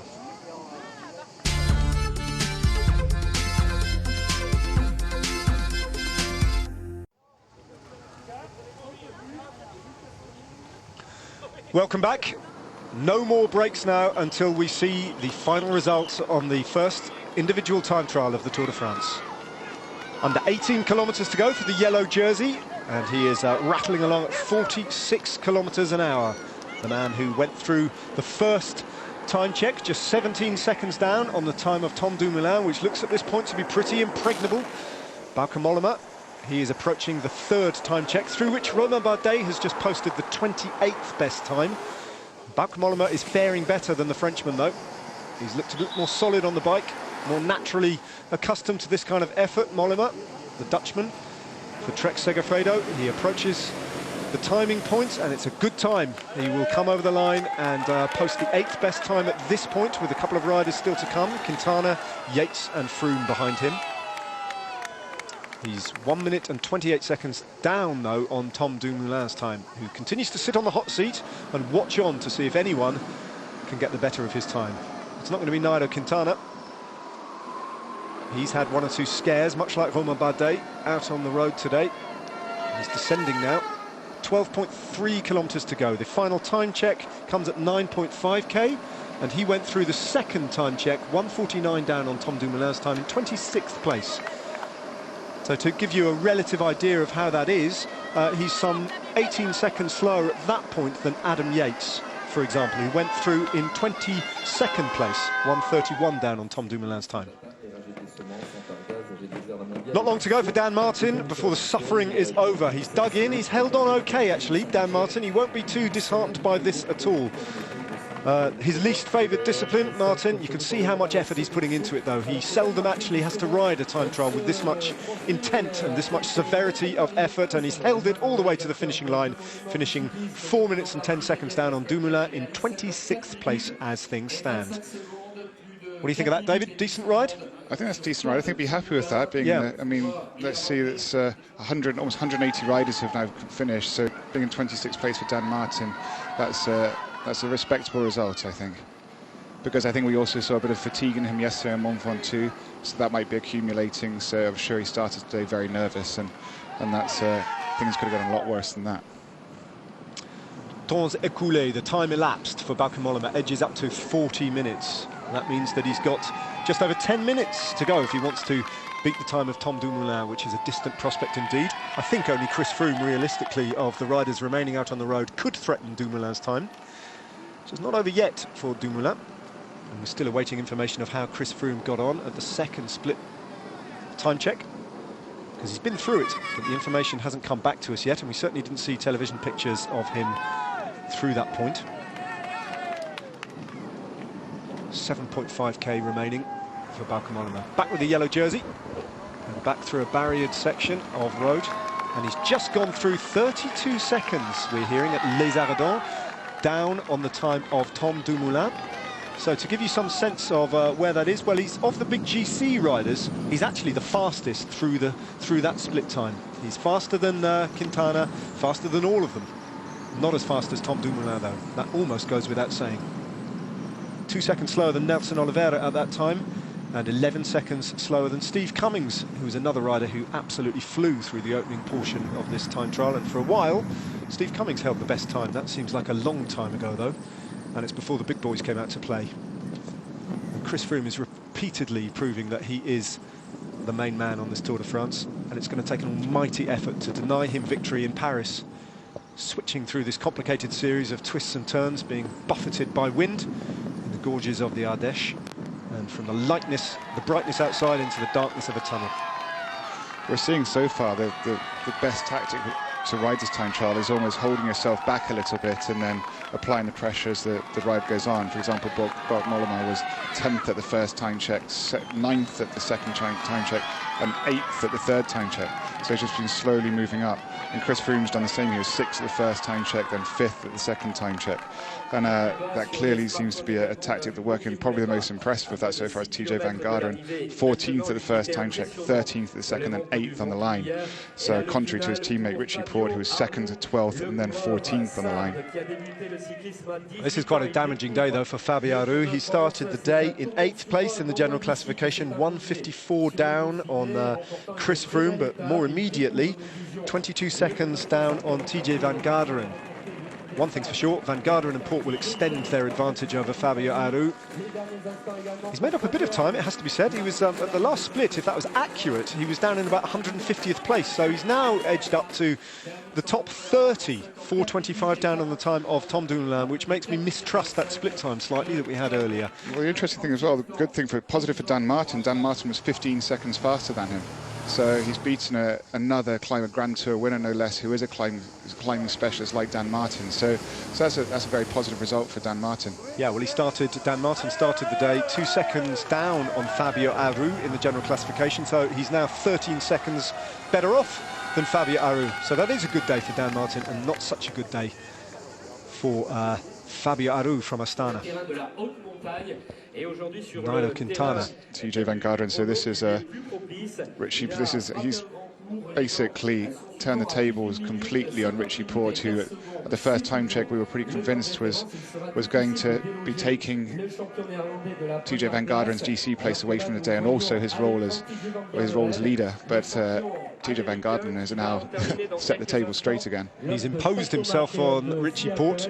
TJ Van Garderen, he'll finish higher, I'm pretty sure of that, on the finishing line today, as Richie Porte kind of fell apart, and we don't know why. We'll have to wait to speak to him. The reverse has been true of TJ Van Garderen. Went off quite modestly and has sustained his effort. Very, very consistent ride from TJ Van Garderen. Nowhere near the time of Tom Dumoulin, but that's going to be interesting as things unfold in the Alps.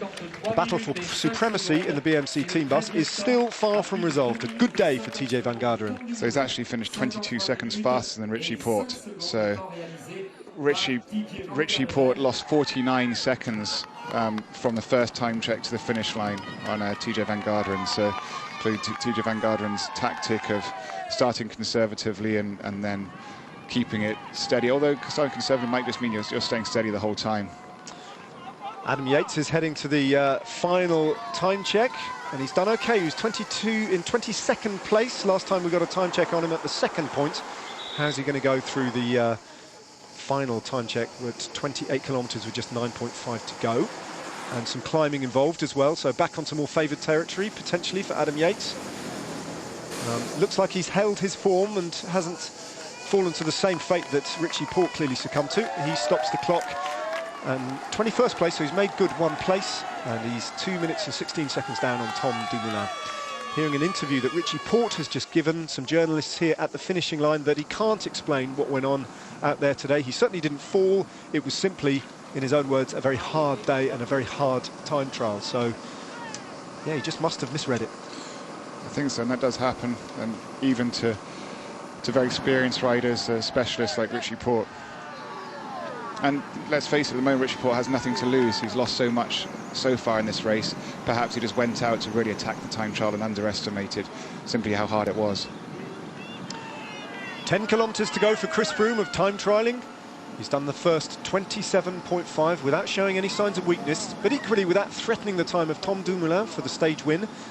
So Dumoulin's favouritism, if you like, with the bookmakers and with the public to win this stage continues to be rewarded. I think he's as good as a certainty to take the stage win today, Tom Dumoulin. But Chris Froome is the best of the GC riders so far. He's negotiated the difficult top of the plateau, climbing out and away from the Rhone and into those buffeting side winds that put Nairo Quintana and Romain Bardet, to name but two, into momentary situations where they had to keep control of their bike being buffeted by those side winds, which they did. Chris Froome hasn't had any of those concerns so far. Valverde, not long to go for him now. Alejandro Valverde, the support rider for Quintana. Their plan B in the general classification, if you like. 6th place for him overall going into today's stage. 1 minute 32 down. And it's another very respectable, if not blistering, ride from Alejandro Valverde. He's such a consistent bike rider. He is going to be top 20 comfortably by the end of the day. He'll stop the clock over 53 minutes. So 2:48 down on Tom Dumoulin and provisional 13th place. Good ride from Valverde. Very good ride, especially when we consider the fact that he finished 3rd in the Giro, and there's very few riders who can back that up. Another indication of how Chris Froome is faring out there on the road is about to be offered up to us as he stops the clock at the 3rd split time, and he's 47 seconds down on Tom Dumoulin. So Dumoulin's effectively can start celebrating because no one's going to get near his time. And that goes to show that he's rode a very intelligent race. And he did have the bike share. Oh no, that's his bike from yesterday, so maybe they did find it, I think. All right, the famous bike that got ridden into. Nairo Quintana, another one of the actors in those extraordinarily dramatic scenes on Mont Ventoux yesterday. He had a bad day yesterday, and he's not having a brilliant one today either. He would have been expecting to lose time in the general classification today. The only question was how much. We'll only know that when he gets to the final finishing line. You can tell, can't you, David, from the head bobbing up and down that this is not to his liking any longer, and he wants it to stop. Yeah, not at all. This is he came through the 3rd time check in 23rd position at 2 minutes 30 from Tom Dumoulin. So in a similar sort of position to Dan Martin, actually. Dan Martin was around there as well. So we can see the climbers are all fairly grouped together. They're the pure climbers, that is. Well, I mean, that's the best part of 2 minutes down on Chris Froome's time. Yeah, it is, and it's actually, look at that, Adam Yates. Adam Yates came through 39.01, and that's just came through now. So Adam Yates and Nairo Quintana are almost in exactly the same time there. Which says a lot about Adam Yates and his capacity and his ability, matching the time of Nairo Quintana, who has won Grand Tours. So it's a good ride from a promising rider. Which is 14 seconds faster than Nairo Quintana, actually, so that's got even better. Got even better. Yeah. Bauke Mollema bathed in sweat. It's a big day for Bauke Mollema, and this is an important ride for him. He's just got 1.7 kilometres to go, and most of them are uphill. He's on a 6% gradient, so climbing most of the way to the finishing line. That's where Nairo Quintana is heading. He's the next man after Mollema. 3rd on GC at the beginning of the day. Won't be, I don't think, by the end of the day. Boxed out of podium positions. Where will Adam Yates end the day? Only when we've got the final standings and the stopwatches have all come to a halt and we know exactly who has gained and lost time relative to whom. But I think one thing we can say with almost certainty is that Chris Froome in the yellow jersey will have pulled away from the pack and delivered just exactly the statement that he wanted to. Just looking at this now, this is, goes to show how hard that final climbs and how important pacing is. Dan Martin came through the 3rd time check at 28 kilometres in 37th position, and then he moved up 10 places in the final few kilometres on that final climb, no doubt, by being a climber that he is, being able to really apply the pressure up here. Well, Romain Bardet started the day in 5th place, 1:15 down on Chris Froome. And much like Quintana and Yates, he just wanted to hold on to his position, if at all possible here. He's held on to his position on a bike, okay, having some real scares up in the crosswinds. And he's holding nothing back, nor can he, the team leader from AG2R La Mondiale, the best placed Frenchman in a country that needs good news. Romain Bardet is flying the flag. He is their hope on this Tour de France, and he wants to remain in contention for a podium place for as long as he possibly can. That's why this matters for Bardet, and it matters hugely. Watch the clock tick over. It's heading to 54 minutes. He's in provisional 24th place. He gets out of his saddle, he stamps on his pedals, and he sprints for the line. Bardet stops the clock, 3:52 down on Tom Dumoulin in a provisional 26th place. Bauke Mollema, though, is not too far behind him, and that's significant in itself, because that would suggest that Bardet, much as he might have had a bad ride today, Mollema, I think, is finishing very strongly here. Look at his time, it's very good. He's in provisional 2nd place at the moment, nowhere near Tom Dumoulin's time, which almost goes without saying. But Mollema might well be making a move from 4th, past Quintana, past even possibly Adam Yates at the end of the day, and into 2nd place in the general classification if his ride is as good at the finishing line as this suggests it might be. He's in provisional 3rd place to Dumoulin, now dropping to 4th, and he's not got long to go, so this is a very, very good time that Bauke Mollema is setting here, and once again suggesting that this is a serious and credible challenge for Chris Froome, and one that will not go away lightly. If the man from Team Sky wants to win the Tour de France, he's going to have to beat Bauke Mollema. That was a good time. He finishes in provisional 5th place, 1:53 down on Tom Dumoulin's outstanding time that he set. An exceptional ride from Bauke Mollema, about whom we are learning more and more with each passing stage. And a nod of approval from Tom Dumoulin too, who now knows surely that the coronation is simply a matter of time, and he will take his 2nd stage on the 2016 Tour de France. That'll be a great result for Tom Dumoulin, and it's been a show of force. It's not been a close run thing either. The only person that's coming close to him was the other favourite, is Chris Froome, and he's at the moment, Chris Froome isn't coming that close to him. He's been close enough, stabilising the time difference that Tom Dumoulin had, but Tom Dumoulin attacked that right from the gun and has held through. He's the only person that's held his position within the time checks through each intermediate time check. Everyone else they've sort of oscillated. The guys who are finishing strong move up a place or 2 places through each time check as they accelerate, or everybody else actually probably slows down and has badly judged it. But Tom Dumoulin was first. So that's a fair indication. Fair indication. He is the preeminent time trialist of his generation, and where Martin and Cancellara before him dominated, it's now definitely Tom Dumoulin's era that is opening up before him. The difference being with Dumoulin is that there is the suggestion that there's more to him than just time trialling. That one day he might do a Wiggins, so to speak, and get himself a Grand Tour victory. Certainly looks like it's within his compass. The way he rode to victory in Andorra Arcolis is suggestive of a rider who can win a Grand Tour one year, and he almost did it on the Vuelta last year. This is a man who is looking at a positive statement as the middle week of racing on the Tour de France comes slowly to an end. Chris Froome wants to really make his mark, because he exited the Pyrenees with 10 riders, all within 1 minute and 1 second of his race lead, which, even though he had the yellow jersey, was a slender advantage, but bit by bit they're dropping away, and today is a really good opportunity for Chris Froome to ensure that happens. This is good now. We have to remember as well, Chris Froome, the speed he can climb. We saw what Dan Martin did on that climb, even though it's a different point. He took back 10 places from the last time check to the finish line. He was 37th at the 3rd time check, and then on the finish line he was 26th. So that goes to show what a climber can do if they paced it right, because his last 3Ks, they're slightly headwind, and they're definitely more than slightly uphill, as we can see here from Chris Froome. How different is it, David, climbing like this on a time trial bike rather than a conventional road bike? Oh, it's horrible, because it feels so heavy, and the bikes are designed for speed, and they're not necessarily designed for agility.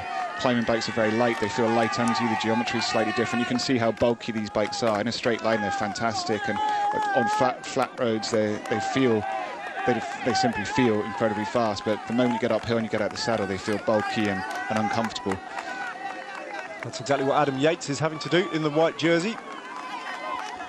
Yates firmly in that category of rider, including Quintana and the rest of them, who are looking just to hold on to their times today and not make any steal a march on anyone else. That would be unusual, but hoping other riders fare worse than them on this difficult time trial course today. It did for Richie Porte somewhat. What damage is it doing to Nairo Quintana? Huge damage, you would imagine, to Chris Froome.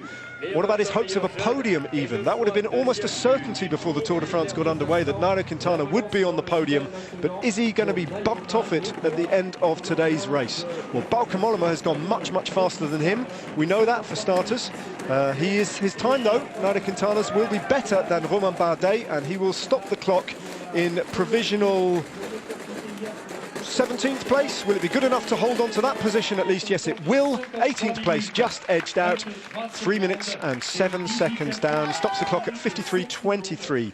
Bear in mind, Romain Bardet was in at 54.07. Well, it's going to be very interesting to see Adam Yates, who comes across the line next. He was 14 seconds ahead of Nairo Quintana at the last time check in 21st place. So we'll see. I think Nairo Quintana's moves. He was at 25th place in the third time check, finishes 18th. So we can see again the difference these strong GC riders are making on that this final section, where it really does come down to your absolute fitness and ability to recover. We shouldn't forget as well that, as we see this, we can see Chris Froome still in the position, contrary to many other guys. So a little bit at the bottom out of the saddle, but now he really is in his position. And for sure, Tom Dumoulin, everyone's probably telling him, you've got this, you've got it wrapped up. We can see him in the hot seat there, trying to be cool, poker face, but he's probably hoping that Chris Froome isn't pulling out some wonder climb here and eating into the 35, what is it, let me see, it's the 48-second deficit, which seems highly unlikely. But I know from being in that position, you never believe it until the clock stops. Well, Adam Yates started today's stage in second place in the general classification, and he had an advantage of 9 seconds over Bauke Mollema. Now, Bauke Mollema came in 52.09, and I don't think Adam Yates is going to hold on to that second place. I think that's gone, that remote possibility, and Mollema will be jumping himself up into second place at the end of the day.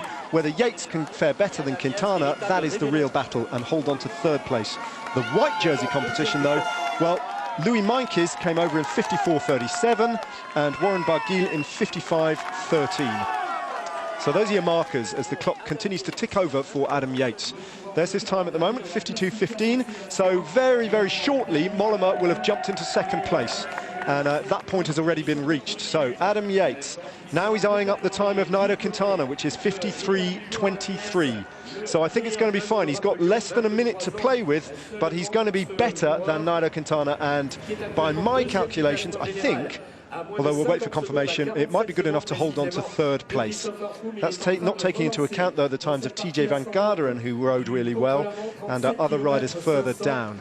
But it's a good ride from Yates, and he's definitely scored a result vis-a-vis Nairo Quintana. That said, he's not got to the finishing line just yet, so hold your horses. Maybe I've gone a little bit early with that calculation. Quintana's time, 53.23. He's past 53 minutes now. He needs to get in the next 20 seconds. TJ Van Garderen's time, well, he's just gone slower than TJ Van Garderen, who came over in 53.05. He's going to be faster just than Nairo Quintana, and he's going to stop the clock at 53.16, so he's 7 seconds slower than Quintana.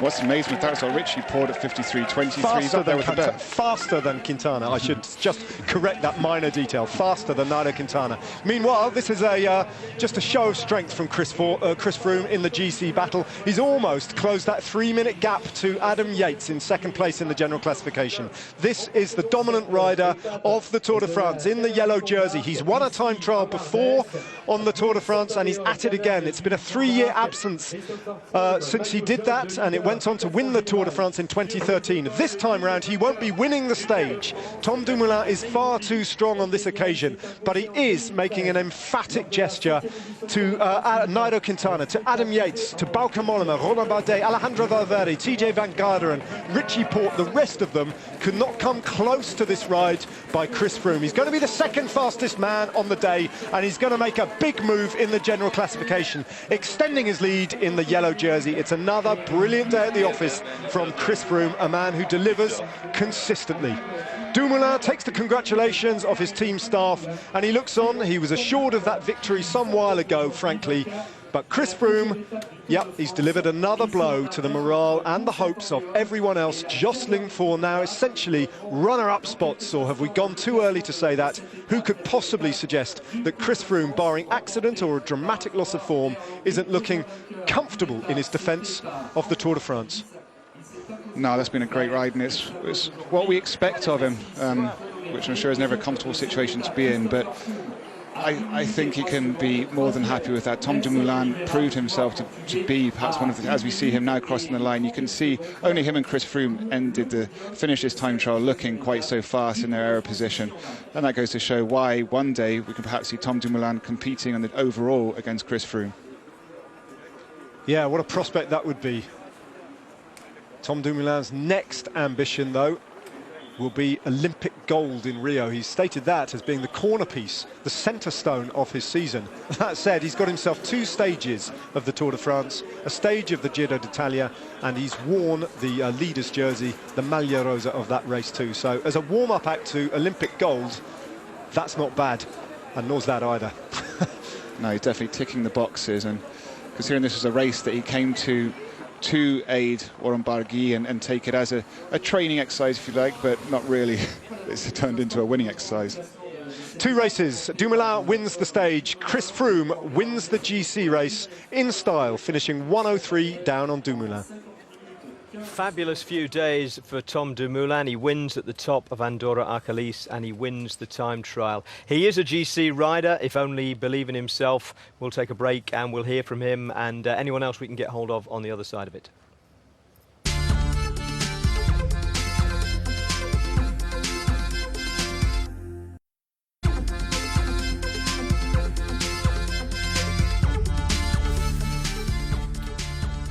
Well, he set off relatively early, so he had a long time to wait, but as soon as his time was in, Tom Dumoulin, it looked like the winning time, and so it proved to be. There is confirmation of it. Only the last man came anywhere near him, really, and Chris Froome was only within 1 minute and 3 seconds. Nelson Oliveira, another early starter, was at 1:31. Jerome Coppel 4th, Rohan Dennis 5th, Bauke Mollema 6th, the next of the GC contenders. Geraint Thomas with a decent ride in 7th, Jon Izagirre 8th, Tony Martin, the former world time trial champion, down in 9th, and Steve Cummings making the top 10 with a good ride. He was at 2:24. Right, we said we'd hear from the stage winner before the break, so let's hear from him, Tom Dumoulin. Tom, a victory in Andorra already on the Tour de France, but this is really what you came from, mission accomplished, a winner on the time trial. Yeah, you're speaking with, at one side, a very happy man, and at one side, a very, very sad, it's a very sad day, and yeah, I woke up to the terrible news from Nice. And it was a very just question, I think, whether we should race or not today. And at the end, I think also a very just decision to race. I think we cannot let terrorists decide our lives here in our society.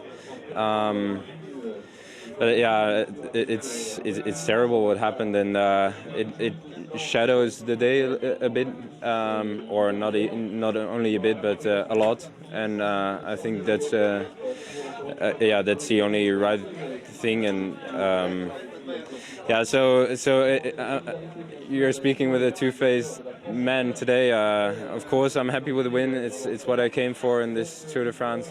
At the same time, my thoughts are with everyone involved in the yeah, horrific attack in Nice. Thank you very much. Yes, second those emotions. Now, there is the new general classification. Chris Froome has a lead of 1 minute 47 now over Bauke Mollema, who has leapt over both Nairo Quintana and Adam Yates. So they've slipped down to third and fourth. Yates at 2 minutes 45, Nairo Quintana at 2:59. Then it's Alejandro Valverde, TJ Van Garderen, Romain Bardet, Richie Porte, Dan Martin outside 5 minutes now. He's in ninth. Fabio Aru 10th in 5:16. OK, no word from the yellow jersey yet. He's behind the podiums. By the way, we understand that we said at the top of the show, no music for the podium ceremony. We actually understand that there will be no podium presentations as such. No individual jerseys given, just all the jersey wearers out for one ceremony. We'll bring that to you, of course, when it happens. So in the meantime, let's hear from a few of the men who have finished. Well, everybody's finished, of course. Geraint Thomas, Richie Porte and Dan Martin, starting with Geraint. Geraint, your first words to your teammate Mikel Landa then were, it was horrible. Aren't all time trials horrible? Yeah, but you forget, and then you do another one. And it was just, yeah, I paced it all right, I think. It just that real fight at the end. It's just like when you got tired legs, anyways. It's tough going, but yeah, is what it is. And you obviously went pretty deep to finish fifth provisionally, we think. What were the instructions this morning? I just wanted to go and give it a good shot. You know, it's always good to try and ride them well, you know, as well as getting a result. You know, try and pace it properly, and it's all good practice. And you know, even though I'm not on GC, it's kind of yeah, like I say, all good. Well, I wouldn't say training, but you know what I mean, practice. And the course itself, I mean, we know it was windy, heavy roads as well. Yeah, bumpy at times and just like gusty, but yeah, with the wheels I had in it, it was okay. It was just like I say, it's just that sort of effort for that distance in this position is you really do it. So it's always good to give it a go. And just finally, Geraint, we know that you know Nice very well. You live very close to there. Was that on your mind at all today? What happened last night? It certainly was this morning when I woke up. It's you know, so sad and terrible, really. Things like that shouldn't happen. I can't believe, you know, it's the world we live in today. But and it puts, like, you know, bike racing into perspective as well, really. But yeah, thoughts go out to everyone affected by it. Cheers, Geraint. Richie, you started very quickly. You seemed to lose some time in the latter third, particularly. What happened? I don't know. I mean, it was just such a hard time trial. I'm not sure, really. Was there a particular strategy to go out very hard? No, not really. I mean, I couldn't really hear anything on the radio anyhow, so I was, you know, just riding off feel. But I mean, it was so windy out there, but I'm not really sure my times or anything. So. Dan, it was a hilly time trial, like you probably like them, but not ideal for a man of your stature with that wind. Yeah, I was getting blown around all over the place, and we decided to go. Like, I was never going to win the time trial, you know, so safety first, and took zero risks. Didn't take the disc wheel because we wanted to avoid the avoid crashing, basically, you know. So it's yeah. I mean, I don't really know how I did. I think I've heard a couple of guys' time from Richie and whatever, and to be 1 minute from Richie on that course, like, I mean, I've got to be honest, I've better been my time for about this year, you know. I've been just concentrating on climbing, and yeah, the TT was an afterthought, you know. It's like it's yeah, that just shows how. Yeah, so I'm pretty happy with that result, I think. And you're one of very few who didn't use a rear disc wheel or 3 spokes in the front. Good choice. Well, I didn't crash, so that was the objective today, you know, get through safely and not lose too much time. But for the sake of 30 seconds, we prefer just to not take any risks and yeah, and stay safe. And we're getting deep into this Tour de France now. How are your legs bearing up as we're going into the third week? Bad time to ask. Cheers, Dan. Thank you. Absolutely. Now, still no sign of the podium ceremony. While we're waiting, we'll take another break.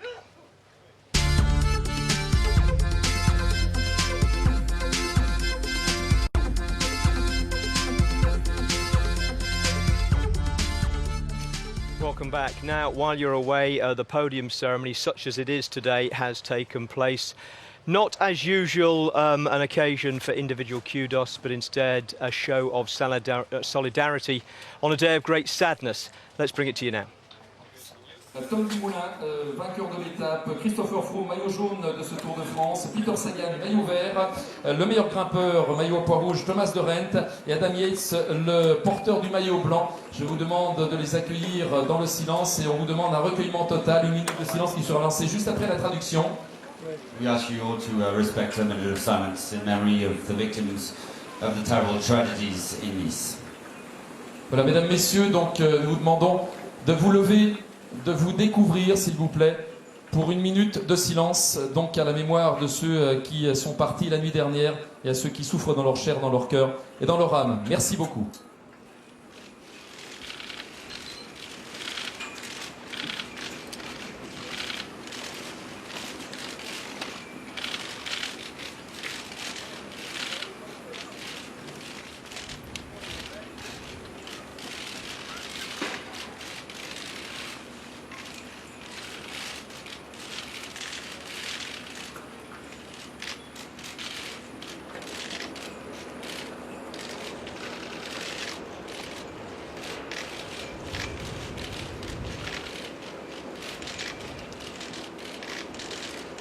Merci, thank you. Voilà, fin de cette minute de recueillement.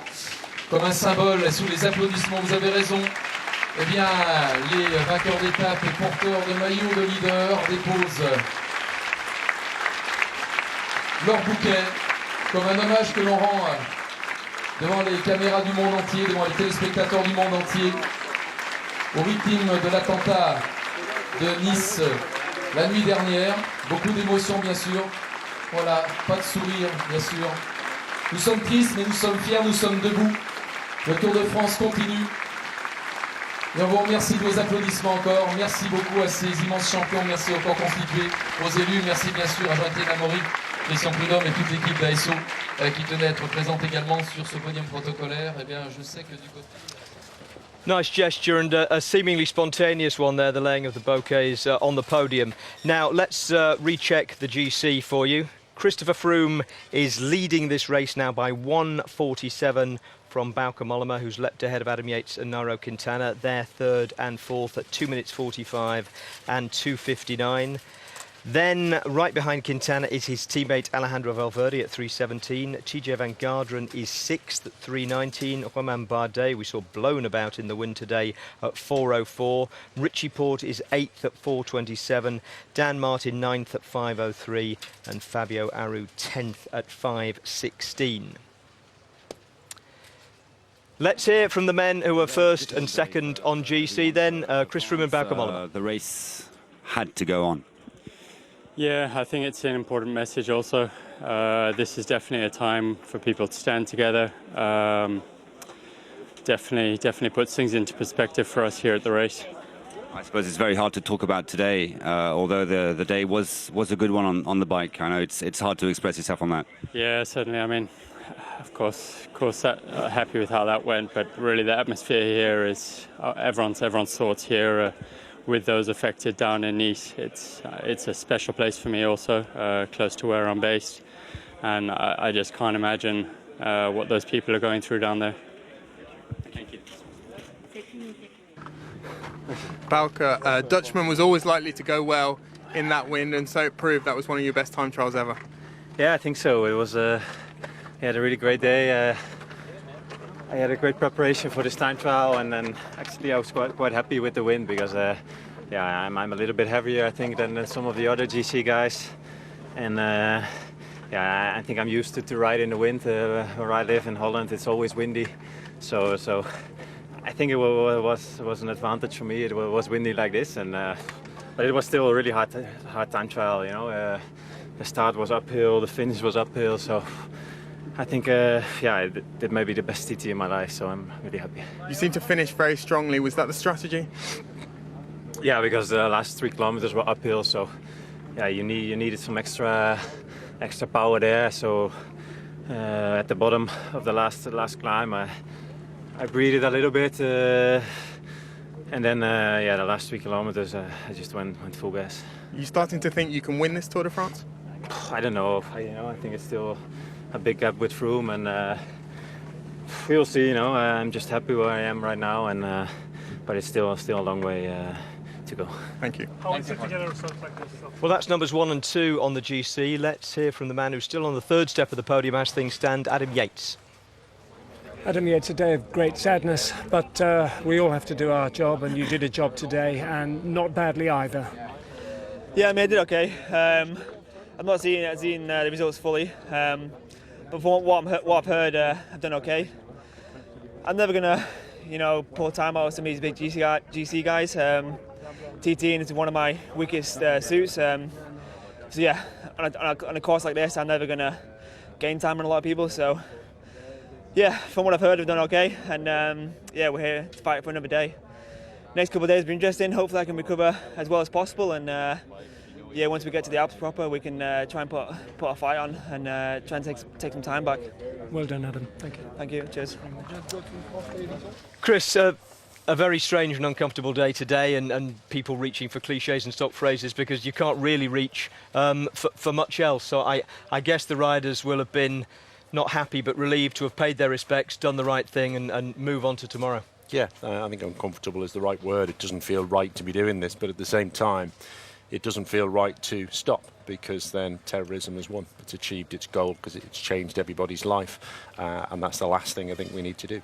OK, well, in order to do our job then and talk about the racing, what did you make of that? I mean, it was an unusual time trial in that it wasn't just lumpy, it was windy as well, so it was very changeable. Yeah, I mean, we had problems at the start, so we weren't able to look at it, but we were already thinking that these kind of conditions, we might see some surprising results as different people got affected by the wind in different ways. Mollema's ride was phenomenal. Richie Port's was very disappointing, a complete lack of strategy there. When it starts and finishes with a hill, you've got to choose where to spend your energy, particularly at the start, when you haven't got pain to regulate things. So real disappointment from him. Could see an in-house fight with him and TJ Van Garderen too. And just very quickly, obviously a great ride by Tom Dumoulin. Chris Froome couldn't come near him, but he's looking pretty comfortable now. Froome's just doing his job day after day, just slowly moving away from everybody else. Dumoulin, though, what a rider for the future. Yeah, he's a rider for future Grand Tours.